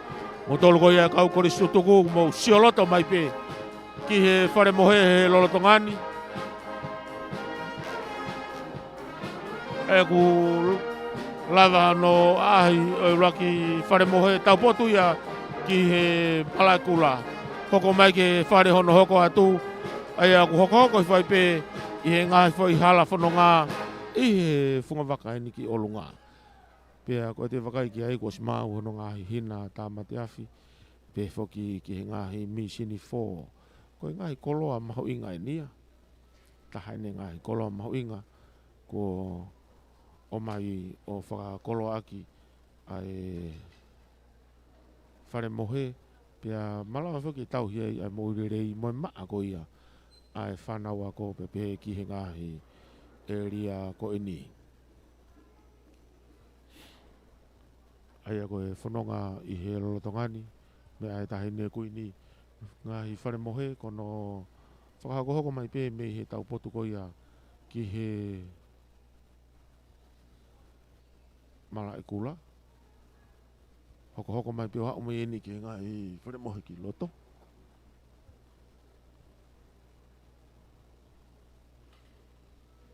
Ai koe ngahi whare mohe ni ki loto. Me ai whai ai tahine kuini i he stepu ki he konga ki lalo o e whare mohe. Ai aku maa au pito ngahi eliani es maua mono ngahi tanke vai pe foki ki hono tanu makai o ngahi elia hano katoa. Ai aku ikai ke toi perepela e ngahi matawhare ko si tanu makai katoa pe vari tai foki ngahi foi hala. Ko ngahi hala kolosi holo koia i ngahi whare whakatolo o si whare whakatolo pe ato malu foki.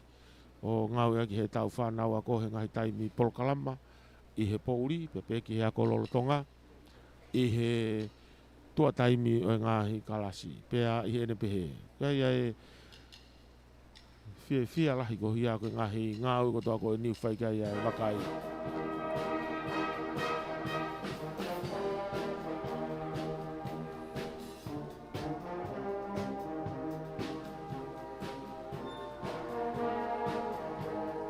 Mea mai a hio au mai ki he konga hono ua, ai a koe wharekai ia.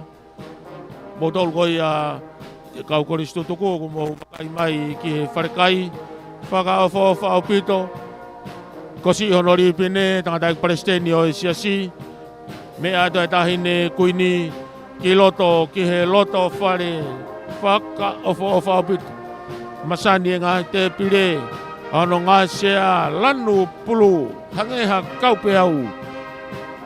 Pea e mehe ko ngā tahi loloto, i he waha o eua pea mo tonga tapu. Kaike, ko mau hano ngahi nau kai, kai hano pereti, kai hano huhu mono se puni, pea whoki hano here kai. Eio, ko e whaki ngahi nau ko ni he potu ngā ue a whawhine. Ko e ngahi poulu, o ko kehe pe poulu, ke kiki, pia mono ipu, ki he ti he pongpongi. Ko e ngahi loki.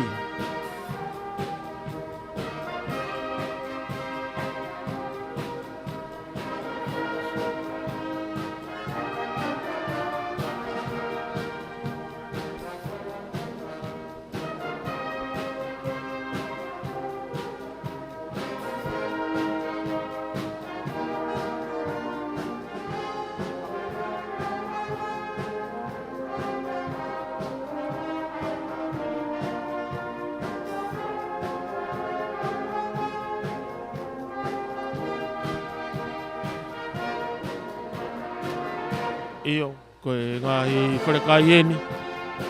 I he ngahi wahe ngahi loki. Mai no pe o kia ia e konga o e ngahi wharekai ki he kau tiu tā mo ki nau tolu. Nau toka ngai e tau whanau ako. Pea pe foki ko e mea mahu i ngā. Ko e kakato ko ia ai ngahi te pire. Mo tolu e mātua tau whanau mo wakai mai.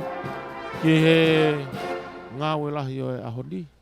Ko e whaunga nā, pepe whoki ki he natula o e ako nofo mau, i taimu mau e nau mea toko ni nau nofo i ngāhi sea, pepe whoki ngāhi te pire, o mau e nau mea toko ni, i he ngāhi pereti, pia mo e ngāhi, mea ngāu e kehe. Ko loki nuku tuwha mea ngāhi mea toko ni, teu i mea i o tuwha mea e whanau, o si whakapereti fo ou, a e koloani. Hange ki he whamatala, koe ngai taimi mai koe, nā te pau ke te hū mo te nau kai, pia kau ia koe konga o e nau ako. Nau tolu koe ia nau ako no whamau, pau ke ia e nau kai. Hoi wakai atu koe ni, hei koe potungau e a whawhine na nau mea au whamai, ai ngahi koloa nau kai koe ni.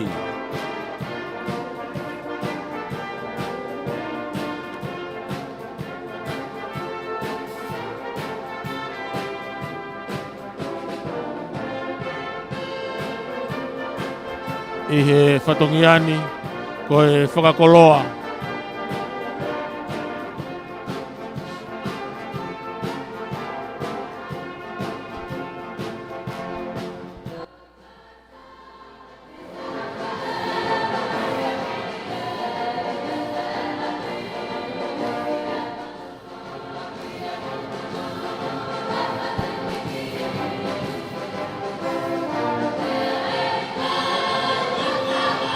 Koe whakaupure vai whanua tonga tapu. Whakaupure vai whanua tonga tapu. kosia e ripine.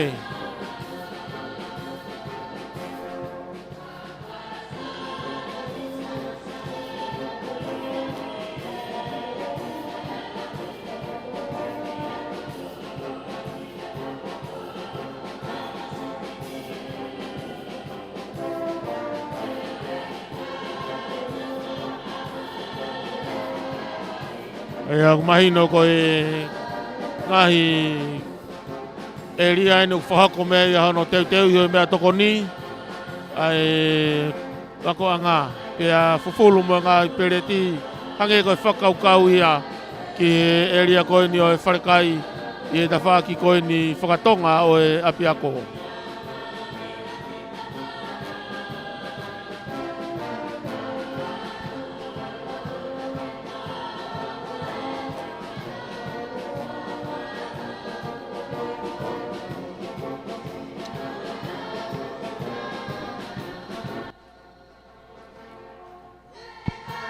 Kau tau whawhitai ko tape i he la koi whiarerei e tahine kuini.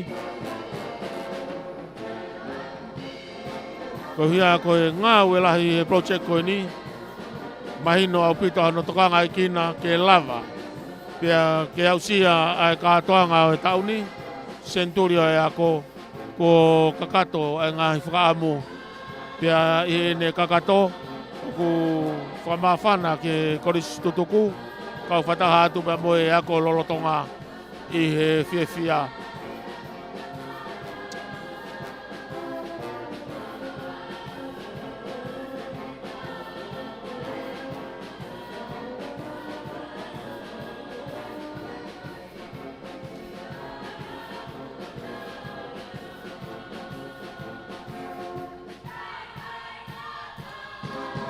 Mahino pe koe api akoni, lanu pe ua. Lanu pulu pe mo lanu hina. Ako wakai atu ke ngai kapa veve lanu kula Ngai asi ai lanu kula. Ange o ki asi lerei, pa mo ngai tangke vai, mai na pe ngai tangke vai lan mata. Whafofa pito no teu apini. Mahino ku tanu makai. Ia pe varita ia ngahi eria kulere anga mea rere ka ku maai ai ngahi whare no fuanga. Ia pe foki ke ngahi eria kehe.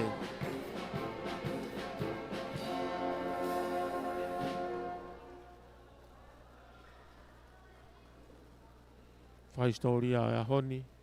Mahino pe koe tāpaki ene project ene malawa whakahoko. Pea ia i moi whiawhia lahi kau ako tutuku.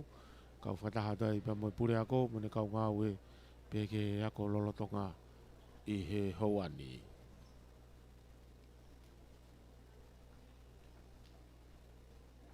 Ai ako e whamatala ngā ue whoki. Ko whakaongo mai, o ku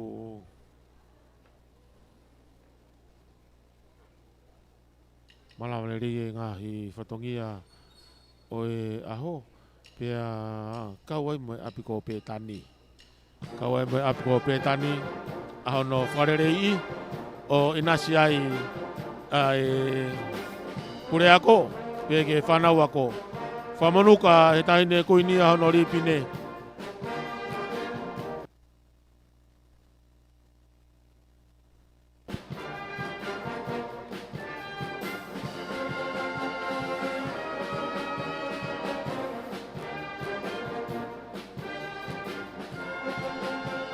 Kai mea atu ki loto ki he whare no whangani.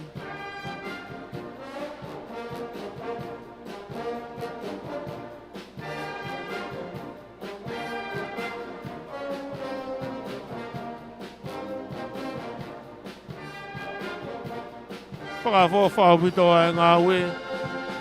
Pea koe ngahi eria koe na whaitai ai ahi. Hange peha ngahi whare who'ou.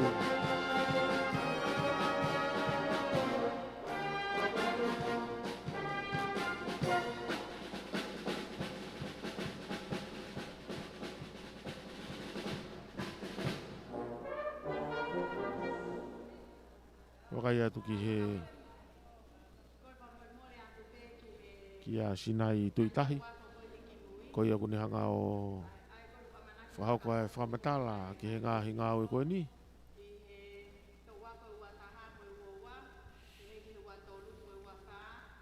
Ai aku kau whatahat ki ai pia mo ko meri taulanga. Ai at ko meri taulanga ni aku kau he mui whanonga atu. I he aho koe kau koristu tuku ia. Pia i kai ngatai. Wharikia ki ai ngai koloa whakatonga. Māri au pito e ngahi teu koe ni. Koe ki ai ngai koloa pālangia.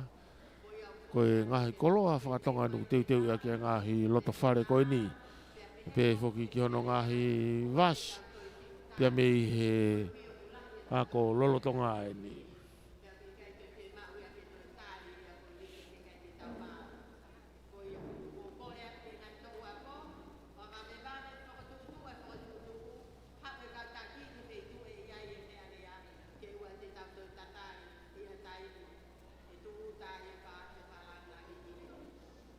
Ai ako ngahi area ko ni he apiko petani mahina pe koe ai ngahi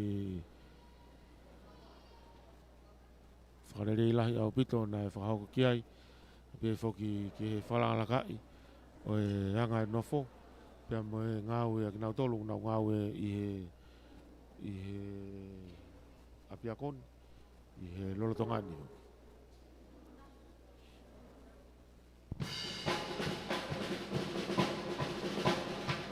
I he taimika tau pe o ki ai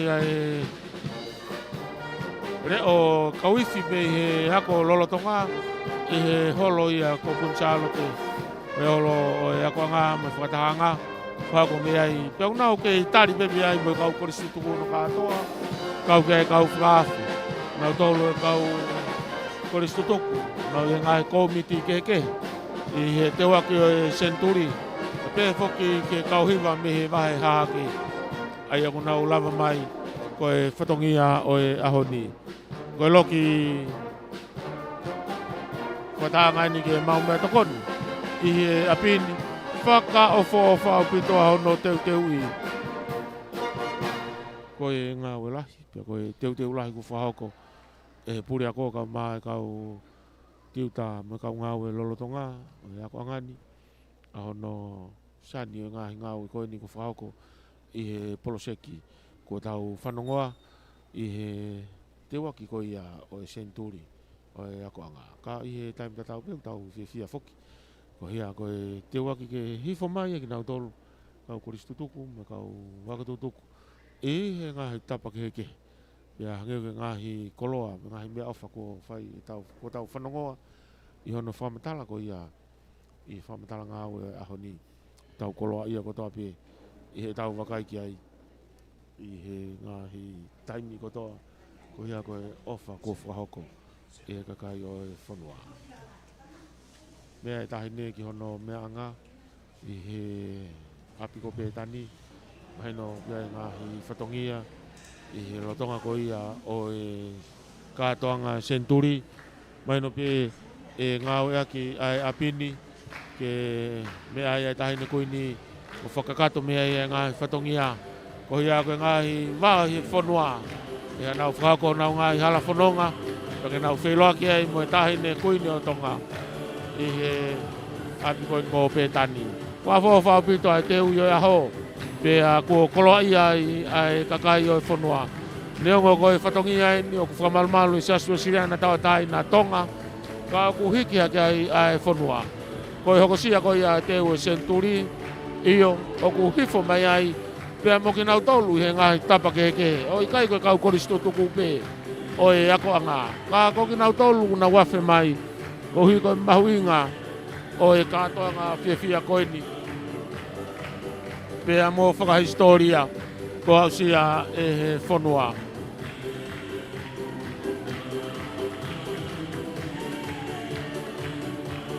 Ongona ai reo whiawhia pia mo e me e holo whatahanga o e ako lolotonga.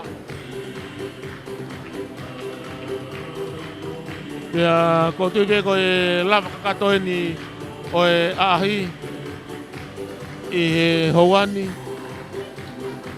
Ko e kakatoe o e ngai eria Nai whako kia i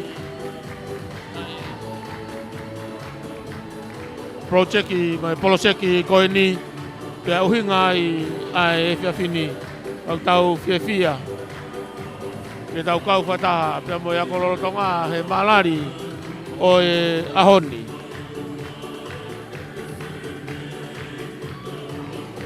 Koe tau tui ko tonga pe i mamani ke whakahoko ai e ngai whakalangi koe ni pia ke whakahiki foki ko ia koe ngai whatongia ki hau o e whanua a pe foki ke kau taklot whakakaristiane e ka ihe taimi tatau o ku teke whakatahai ai mātua pia mo e whanau i e poupou e ngai kaweinga whakawhanua kai kaweinga whakako ko i nasi ai hotau ki Pureangati.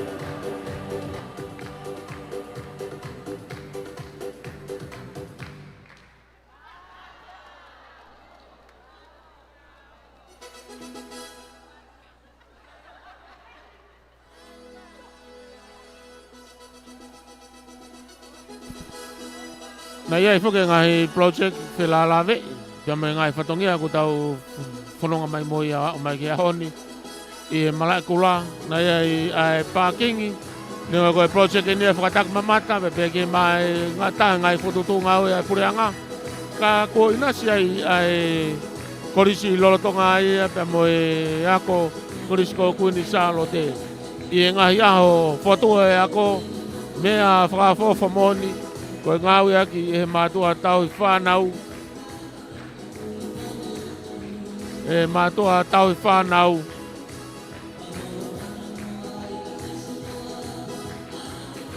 Ai pākingi koe ni koe project for folk ki e Pureanga. Ka ku inasi ai korisko ko ni salote. Pea i here pehe koe wakai atu koe ia ki he kātoanga o e senituri. E mātua ki au ngā upito. Ai pākingi koia ke ngau ia ki e kakai koristo toko, pia me mātua tau i whanau, a pe whake tau whanau wako lolotonga.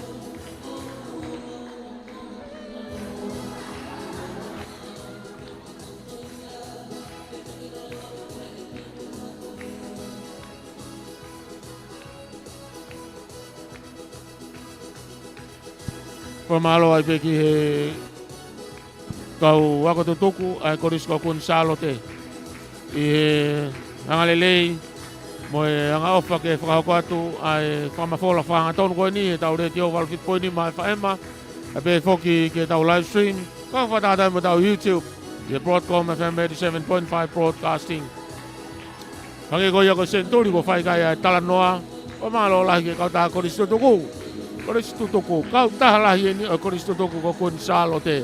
Nau kei loto tomo, nau kei whie marie, ke ngau ia ki ai tau reti o walfit poini ma e whaeba. Ke waka tuai, ai ngahi whatongia ke. Pea i ene pehe, o kui kai koe koristo toko pe. Mo tolu koe au kai homo ngahi whatongia. I apina me ngai tapa ke kotoa pe. I konga kai loto, family, kau ma ai ngai kulupu. Wa upe ke whakakolo, pea ke whakafonua, whainga maari lelei au mou mea ngā ue, me reti o walfit poini mai whaema, ke pea au taki atu ai, kai ngai whakamafola, o kou lawe ki ai. I he reti o, nau tolu nau tatoka mea pina, a pe foki ke re o mea ta, i he tau ongo pesi, i he pesi Facebook, pe foki i tau pesi i YouTube, pea i hene pehe, whia ai, koe kau koristo tuku kotoa i he hoata i whiawhio e ahoni. Ke ako lolotonga koe ni ihi eni o ki nau tolu ka koe kau i whi peia. O ki nau whakahoko ai whatongia o e ahoni.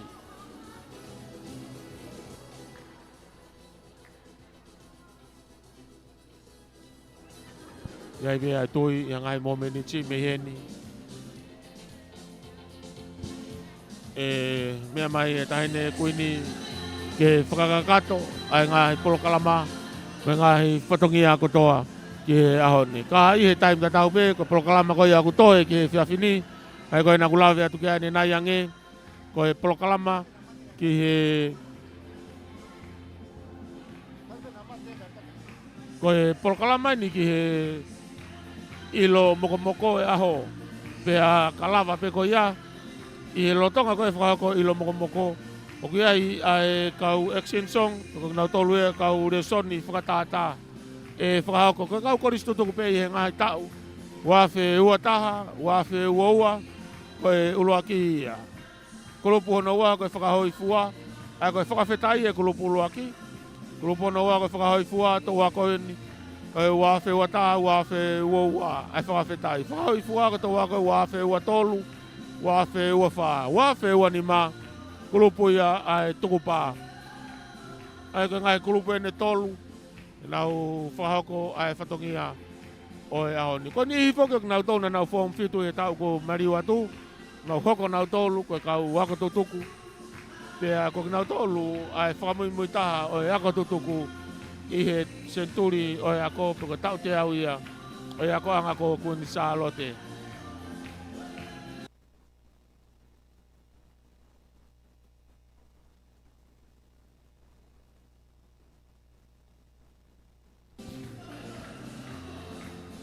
Ai ko e ahi, ange ko e ai ko ia whahoko.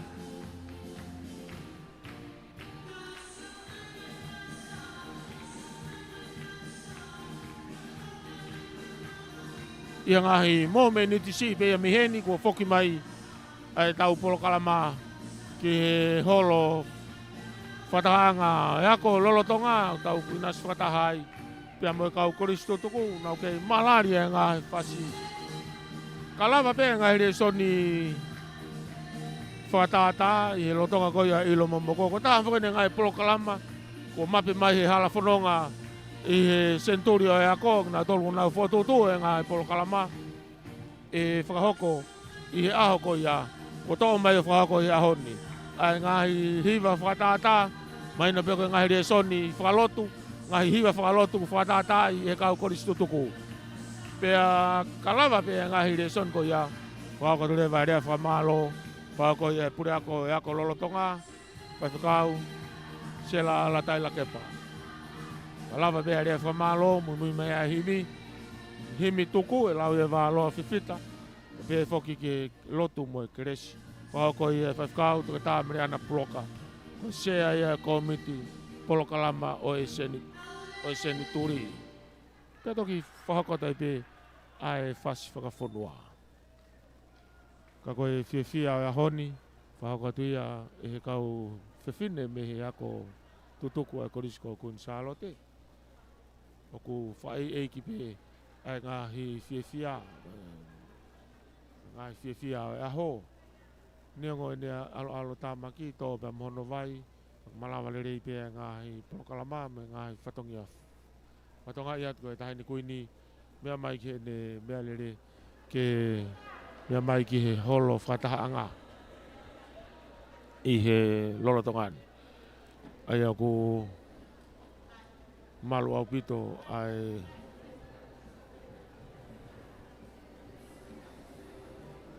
holo. Hai ko ngai whamatala koe ki he holo whatahaanga he korisko kun salote mahino nai ki tutulu.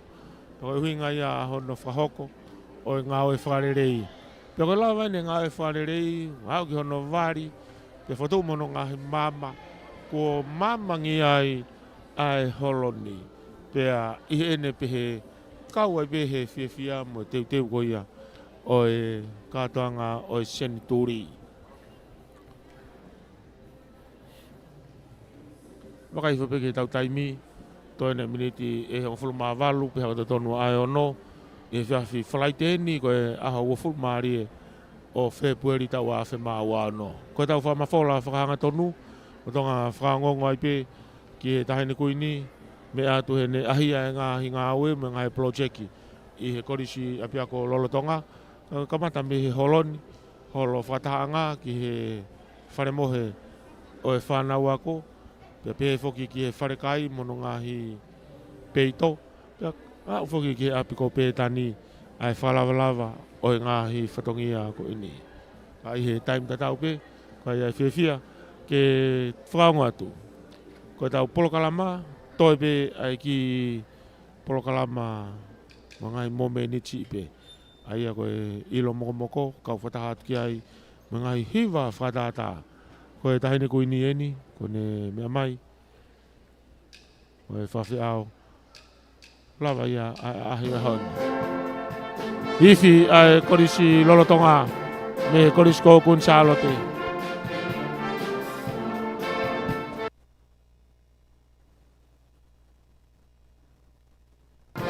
Mea mai tahine koe ni whawhiao kai aene whawhiao me tau malu ia nea whio. Pe whoki mui whanonga mai ai presidenti ako, sinai tui, pe whewhikia sinai tui tahi. Me moe toi ngā oe kau whewhine ako tutuku.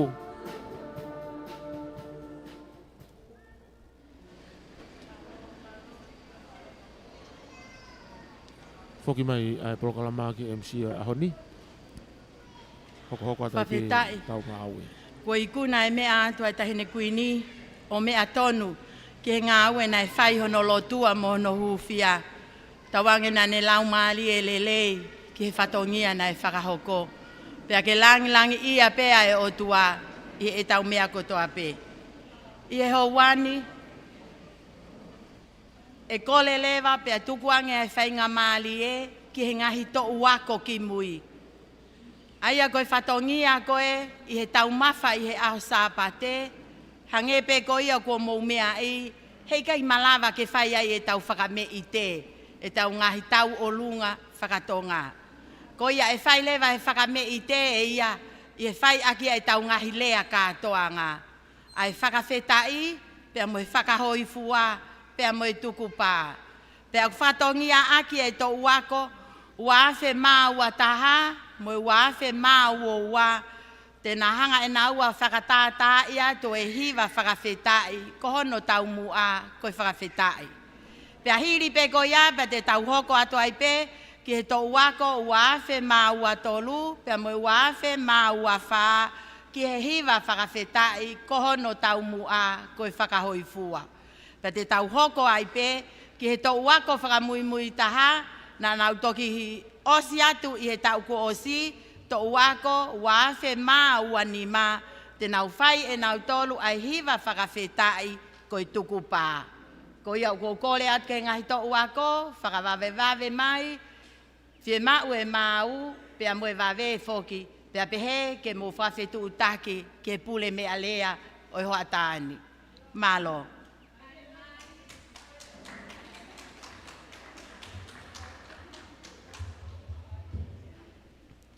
Hange goia ko whaonga tu he MC ahoni, ana sei ni whungarei, koe whakatau mua e ngahi ri whai wako ni, pe koe ngahi action song koe ni. E mua ke whakahoko atu e ki whakaukau koe ni, pea me i he ongo to uako koe ni, mo i tu unga whine mātu ani. O kunau teu lahi, i he ako e hiwa pea mo e whasi mo no whakahaka, pea pehe whoki he teunga. Koe ki whine motua koe ni loto maalie i he otu ulu aki oku teunga hina. Pea mo i si pinga koe ia, koe teunga ia e to uako koe ni ki he nau whakahoko whatongia i he aho sāpate ko hono tahanima o maa asi ke whakakakato nau whatongia ko tuku atu he ko mitinga awe. Malo au pito.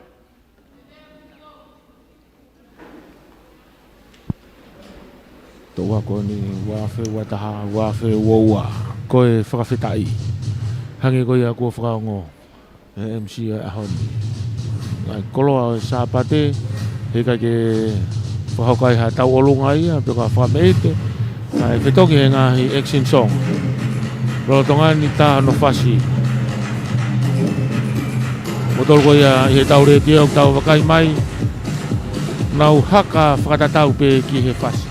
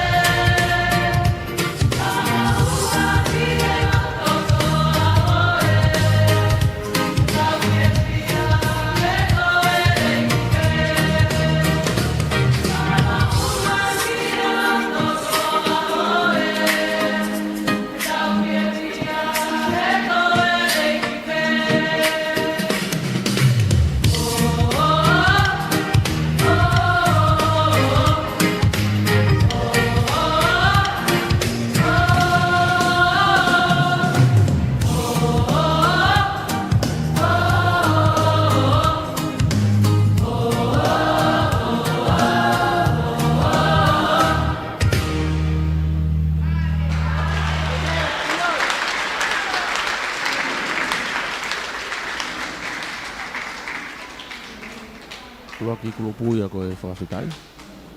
Ta ua whi maua taha, ta ua whi maua ua. Ako tau ako ia e he korisi ko kunsalo te. Hoko mai e be tau ako koe ni. Koe... Tau ako ta ua whi maua tolu. Tau ako maua whi maua tolu. Ai aku... Whahingoa ia koe whakahoi fua. Kai koe ngahi kawe ngai ni whahoko aki a ngahi lea. I he ngahi kātoa ngalahi o whanua, pe ki he lotu. Pea moe pule anga. Ka i he taimi tatau pe, oku omia e korisko kunsalo te whahoko aki. Ai ngahi hiwa whakatata. Koe kulupu koe ni te unga uri uku nau hoko mai. Oku mea mai tahine kuini. Ke mau lava atu pe ki he foi konga ko ia. Ke mau tuu mai pe me foi ata koe na. He kune lava lelei pe e ia o mea atu. Ka kune fie mau. Ai kau tangata e whai whekau. Ke nau lava mo ki nau tolu o ma. O mea lelei atu ki he whai wau mo whakahoko.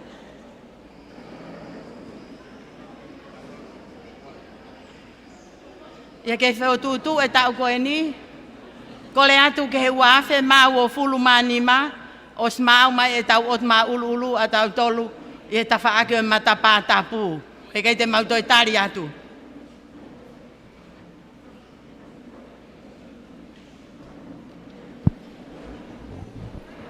I he rotongani whakatutu mai ta uafe mau a tolu. Ke whahoko Ta whaaki whakatoke lau ina e holo.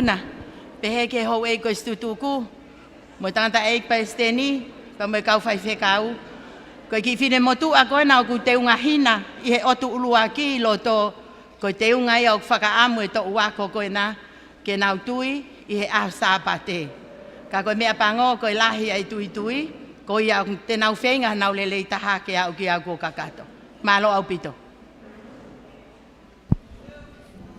Hoko mai ai hiwa whaitataha no ua. Tau ako o e ta uafe ua tolu, uafe maa ua wha. Kono hingoa koe whakahoi fua. Hiwa whaitataha pe koe Exing Song, koe whakahoi fua. Nau te unga uri. Pea tawala lokeha. Tupenu uri. Kei whi totolo ai pe moe ulu foku. Afio mai pe Ki he ngahi whai ngata kuo hake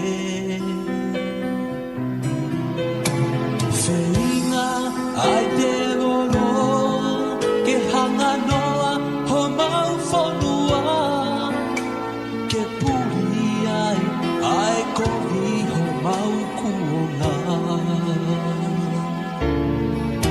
Adonai e te mautoe tangina I kia hai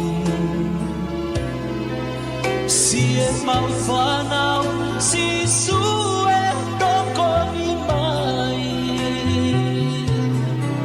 He kuo whai te liha pe Ai whili he na moui Ala mai Elohim I whai o nau Whakahau whi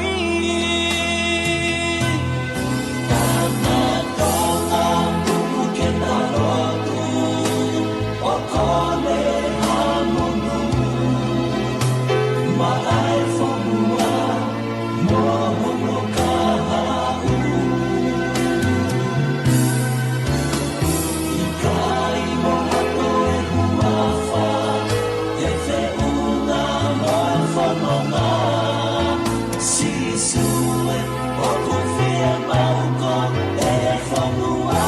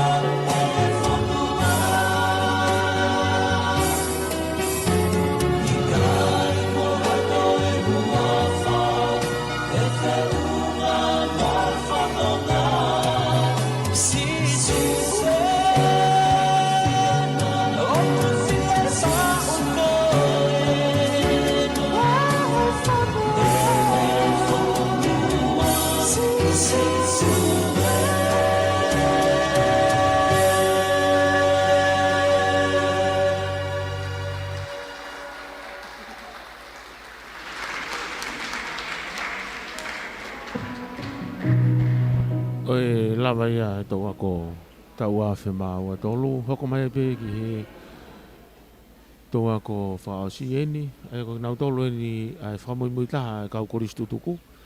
Me he korisko kun salo te ko tau ko si tau a whema ua ni maa. Whamalo atu ki he tau ako na nau ngawe aki ai whakahoi fua, i he whakawheta i o e whiawhini. Tau hoko atu le vaini ki he tuku pā. Ko hiri koe o e tuku pā, e hau e koe stu tuku, pe a pehe whake tahine kuini, e hoko atu le vai ai ki hiva, ko happy birthday. I ai whake o wau e tau keke i he aho tua pule lulu, pe a kuai hono ki hiva o teu ki ai. Ko hiri pe tuku pā, pa te tau whakaos aki ia i he whiawhini. Malo.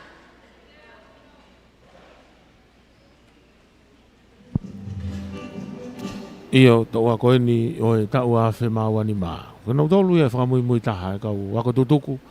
Me he korisko kun salo te. Ui nau tolu ko e tuku paa.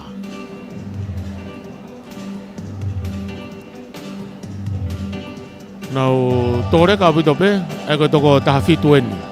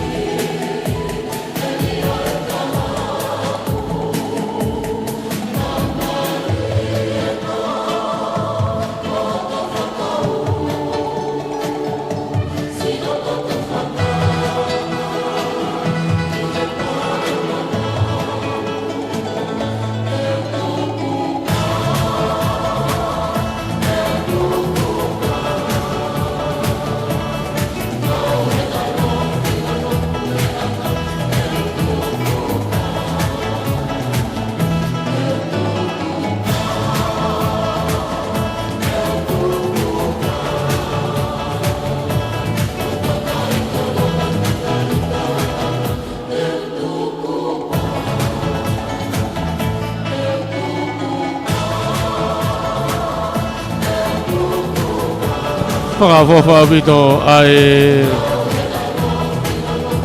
kulupu tuku pā. Ai koe au lutanga whawatu e hauani pia whai e ki pe koki a hono kaka. Koe ngāi himani hange pate fu koha asi. Ia kuongo.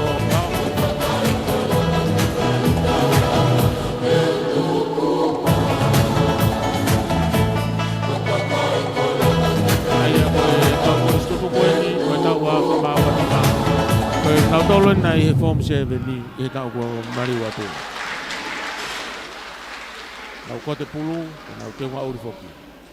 Nako na whakango mai he taulama e aho, ana sei ni whungarei, hoka tai pe hono hiwai o e keke PFTI,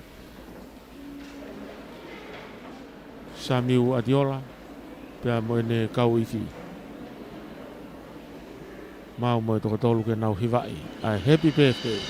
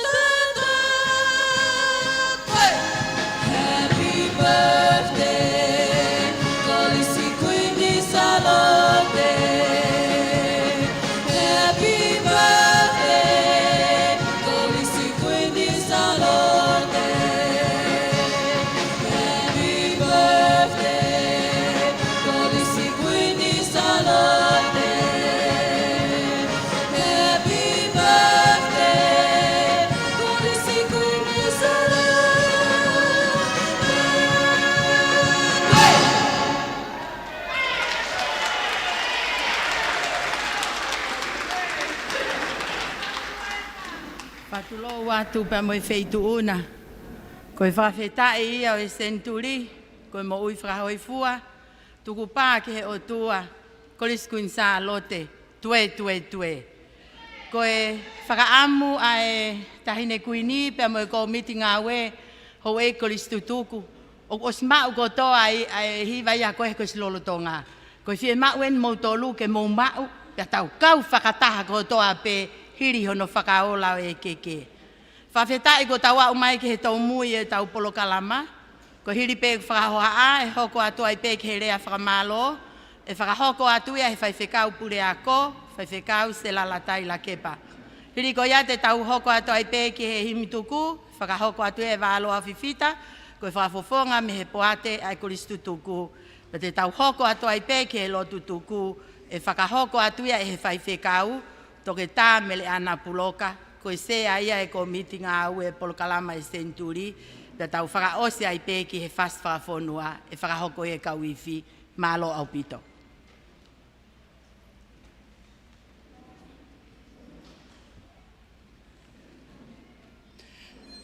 Tapki e awhio ai o tuai ho tau lotonga. Tapki e kele ko whakatapui ke whai e tau hilotu, ka o maa e tau hiako i he whonuani. Tapki e tahine kuini o taloni, kuini na naspau, ka koe Palestinio e ako tutuku, o kolisi kuin salo te. Pe a ko whatapu ki he whatau kei polo kalama o e akoeni, pe a kole ke o whamalumalu atu he whatapu ko oceano au whaki, ka o whai ha whafofonga e whamalo i he ahoni. Ko ulawei, ke o whafofonga atu e honga me he kolisi lolotonga, ko hi ko e ausia ai makamaile ka whakafa ko e ni. Taine kuini, o kulongolongo se ni tuli pea e kolisi kuin salo te. Ko e maa imoa e whale o tupou, ai ako mo e lotu ho tau whonua. Pea kulawe monu aia e whanau tama o e kolisi. Kolisi lolotonga ku maulawe monu i he whaiteunga, ai whae isa, ai whehuhu, ke te uaki ene tama ke hokosia hono aho, ka koe tau te au. Koe ngau e aho ni, koe ola e whatu whala na e whai mei mua. Na e whakatoka me hala whanonga ke senturi. Pe au koko me i tonga momuri o lau tau. Ai tā ono lou a kau mo haka. Ai tohi hono whe unu. Pe au iaki hono koutou lālanga. Koe ahoni, o tau mātā e whinanga e whewhine kolistu tuku kolisi kuin sālo te. Isa, ka koe whakatau keia e tāhine kuini. Ka koe Palestini e kau taha ako tutuko e kolisi kuin sālo te. Ko fofola i e he api kolisi kuin sālo te. Ha mea anga tuha. Mai tāhine ko princess halaiwalu ma ta aho. Kono teunga ke seni tuli. Koe api kua malu. Ma whana. Ma opo opo. Molu malu.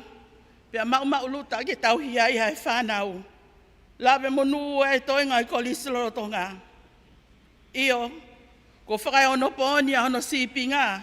Pea whie maari angi ai no fo. Koe ahoni. Koe ofa whawha e pete ne lava. Koe whamalo e houani. Koe whamalo ai alo ke whihuhu. Koe whamalo ai tama ke ne whae. Iha family masiva kai whalala o tua. Hene kai kuhanga awe na e whai ngofua. Na mo fo wai kau taha ko kolistu tuku. Ko tau loto whale. Ko loto whale fusi mo omo. Ai whakahemata na e whai ke siasi. O maa e whakatangitangi na e whai ke ngai siasi whakakolo. Ke ngai vai whanua muli. Ke kau kolistu tuku. Ko nofo anga malu ko mo o mai. Ko whengawe aki ai o tua ofa. Ai ofa o tua. Ai manatu ofa ke kohiri. Ko e koini nai o mai ko e manatu. Ke kau pekia. Ko e se eniti nai o mai ko e mawhana e loto.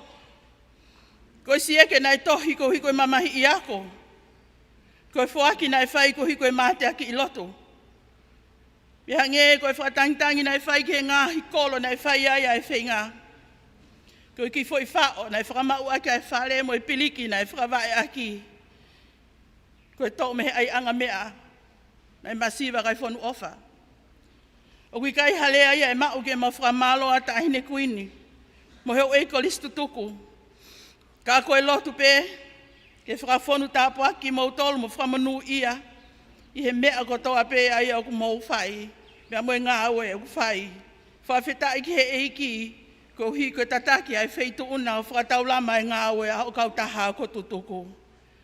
Ko whamalo me he kolislo o tonga ki he siaswe siri ana tau ata aina o tonga. Ko whatongia whakaitamai o ku malu ai e nofo ai kolisi. Pea ku mau whamalo atu. Ke tangata eiki Palestini o he siasi. I o tuu ke poupou mau pe i he mea hono kotoa. Mau kole whakamole mole atu. Ka pau ko whaalahilahi ange mau whanongo ange ki he mau whae ko i kolistu tuku. Ka sisi ange mau whanongo atu ki he mau tamai ko i siasi. Mea i pe he wheitu una ko i aho lahi ko i aho ia o i tamai. Mea ku mau whakamalo atu he kātaki. Ka ngahi tono no. Whatapea tangata eik Palestini e whafofonga atu he leane e whamalo me he tahine kuini mo i kolistu tuku kolisi kuin sālo te. He o whakawhainga maali ai kolisi.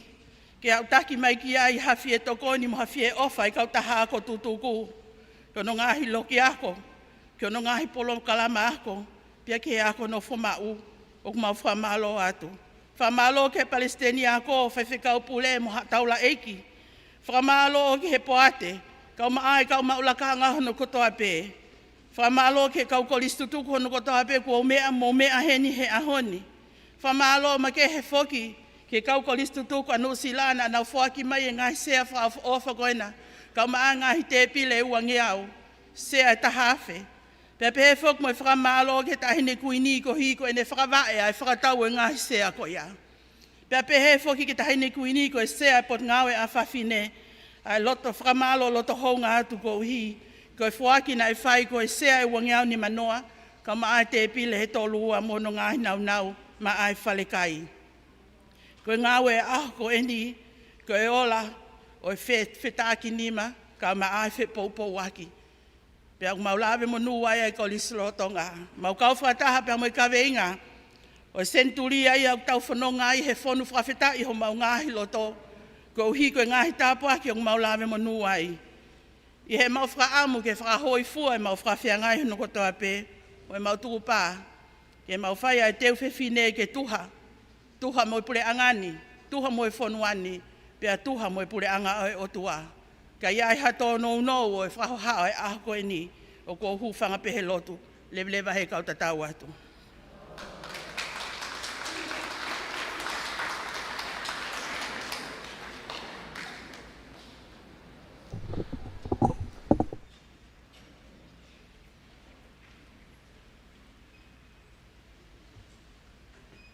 Ko e wholofola himi e whao sea ke tau ngāua e sea whini, ni mangeau hongo fulu e himi, ni mataha noa mo mea hake tau hiwa.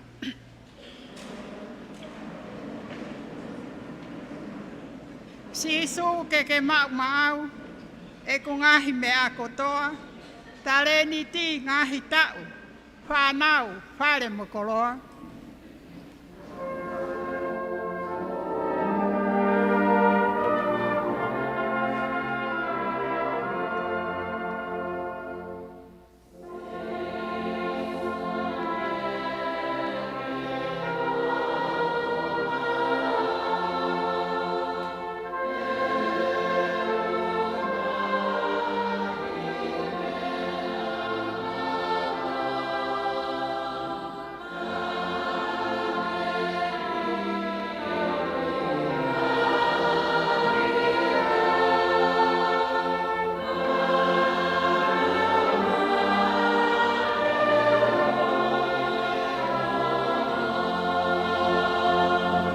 Hokuongo ni mae, te ngāu e pe maau, tapu hoki hoku wae, ke na whai pe ho whekau.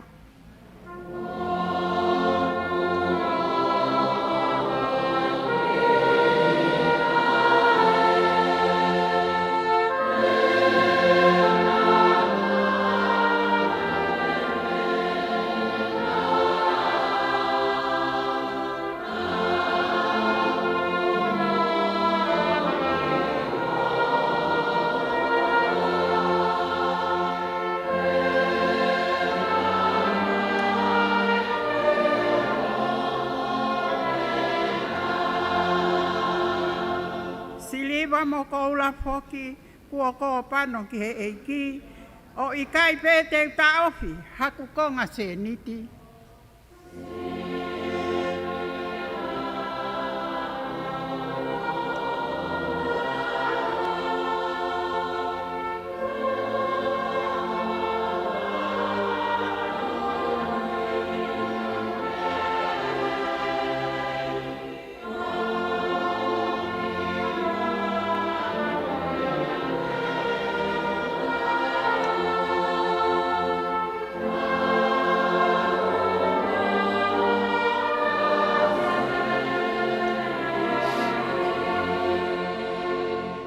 Loto moi atamai, koho pure anga ia, poko tu taloni ai, talai ho patongia.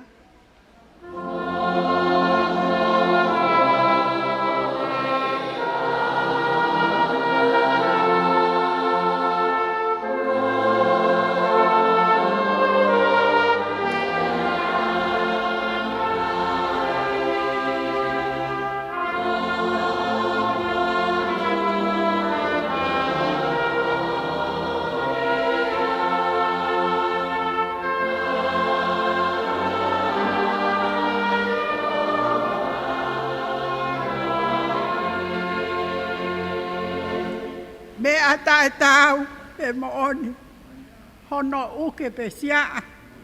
Oua, eiki e momoi, he kosi oku ngā tanga e meni.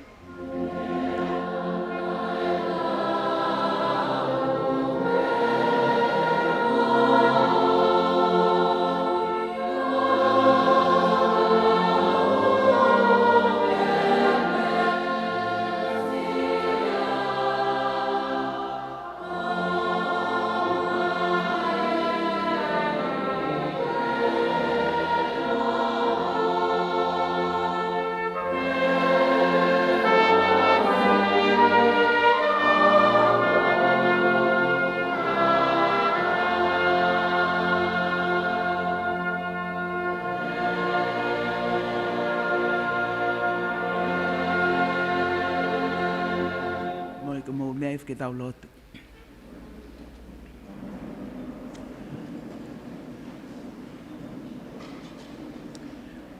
Toa mafi ka koe o tua tonga. Te ke hawhanua,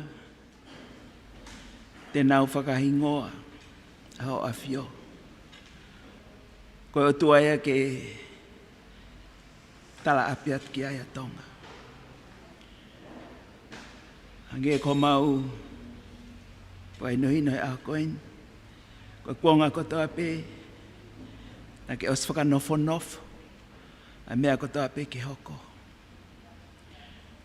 Mau fia, kamata ke mau mata, ai ngahi mea, na uhinga pe a Fiona. Ke whai ai tāla laku. O e ngā ue ko whai i o maulotolotonga. Ko hui pe ko ofa, pe ko hui pe ko whakanofo ko ke whai. E hao ni o maulahu mau monu me tāpu aki, hange pe ko i o ko tautou hua aki. E mau kau whakata mo e whare o tupo. Ai tahine kuini pa mo e tofa. Ai hala whanonga koen ke senturi. Mo ni whau lahe au pita ngai. Tuu whe unuia me kohiri. Tau hive hiva kohiri. O stu pe ngai whe unu. O minga ngai tapa ke ko tape. Ka koe whaka osi. O e lalanga ke kātoanga. E Filipeta.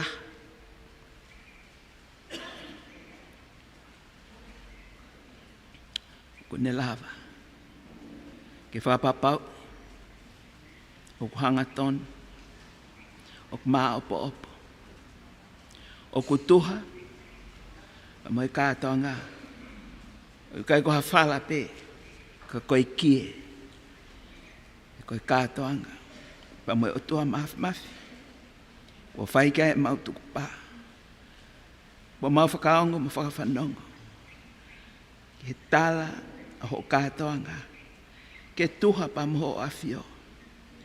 Pa moi koloa na ke whaki. Ke o mau tu i uluaki. Ma ne fola mai. Auha ho kakai. Koe masiva ilo. Uraki ilo ke fola. Mo ilo ki he ako. Kalawa ke langa e whanua. Ma whanau mauloto. E ako in. Ma whanongo ke ngai tala. Whakamaha opo. He teu ke tatala i pangai e. Kio e kātoanga. Ma whawhetai lai atu. To kawa mai. Talo ka mataanga kaupure aku. Kau tukon. Kau whaiwhikau.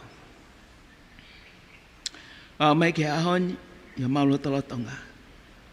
Uheni e taine kuini. Whakatau lama e lalanga. Kua whai he koskun sāla tehi. Aho whakaosi, nei whai ki ai ho whotutu. Palestini eno siasi he ahoni. Whakamanatu ka tek mautolo. O si ai pe whotutu e Fiona. Ke a mautolo e whainga maari e. Ke mau whakawheta ia. Ke mau whakahoifua, pa ke mau whakalangulangi. A ke mau tuku pā. E whai ake ho mau kotoa. Ai koristu tuku ke tuku atu. Ko koloa ia ke koisolotonga. Whanonga aki, senturi o noa. Toa mafi mau fia lahi. Mau koloa ia. Ka kato hene ngahi kup kotoa pe. Nau tolu na nau whai ngā welahi. E ngai whare koen. E fia, e malu. E nofu hao. E mau whanau hange koia. Tapa ki ai e pure ako. Hen pa mo e Palestina ako. Mangai ngāwe o kwhai. Ka koe mau whai kotoa pe ia. E koe mea na ke whanofo. Ke mau whai iho mau aho. Ko whai whakatau lama. Mei whale lahi. Ma mau whawheta. Tuha pe. No lalanga fo o e whala ka inga tonga. Ka mata i he whakainuhino na e whai tupo uraki. Whalelahi pēni, whakahoko e ngā weni. Ke hoko atu pe mau whawhi e whanua hange ko ngā hiwa mārie. Si whai he mau whanau, fuwhi e mau. Pe mau pe tonga ia ai a whiona. Ke whai mai ho mau whakatau ke tataki ki mau tol ka mau mau e whia pa mau tue i pangai. Ko mau muiaki, ai tuku pā. Ta moe ako naki, na e whai i he rakwha. Ka pau whia mau e poto e tonga, pau ke ilo ki he tohi, ko e wholofola aho awhio. Ko pau ke whakalakalaka e ako, whakaata mai. Ka koe mea te pū, oua na atoe ai hao tua, e hua ake a whiona. Whao mau ko nistu taone, tu uni, ta tau e taha katoa pe. Ka koia e munu ia, mo apasia o tua. Ange ko whakaamu.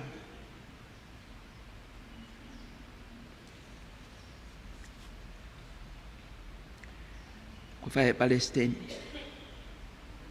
Ko i sutuku. Kana e mai mo ako. Pena e tiuta. He kolisi. Tāne i ne i whaki ki ai ke whae whakatonton. Watonton. Ai whihu. Ke tatala he kātoanga. Pea mahina na i mui. E hao tala ho mau whanua. Mau whakawhetai, mau whamalo. Mau tukolo rio kamata. Ke mau mamata ke whakaofu. Whakaofu i ngā ue. Na ke tuku mai, ke whai ho mau konga. Mau whawhetai, mau whamalo. Mau tukolo rio ke o awhio. Tuai peo tua ke ngai kupu kotoa pe. Ngai kupu kotoa pe ko mau whakawhea. Ngai kupu kotoa pe ko mau loto. E nau kau mai, ko kau tokoni ki nau tolo. He tuwhe unu me lalanga na e whai. Ka koe whakaose o CN. Pau ke omi pe fua. Ke whai pe moe whawheta, whahoi fua. Pe mautuku pā. Kai kakato. Pe whakawho ofa. Pe tāu e kātoanga. Pe moe lalanga ko whai. Tua mafu koe mau whakawheta ia me mau whamalo. Me mautuku pā. E wafa peho alo ko sisu kalaisi. Ka ko mau eki. Pa mo mau whakamu ui. Amen.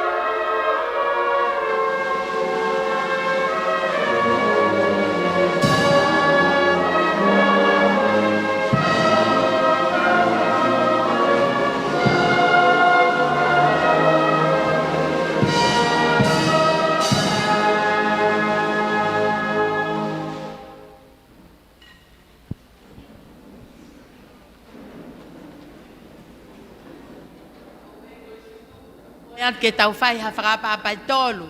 Pa mai tahine whakawhe whakalangilangi o e whiawhini. Tahine kuina nas pau. Hibibi! Hibibi! Hibibi! Malo.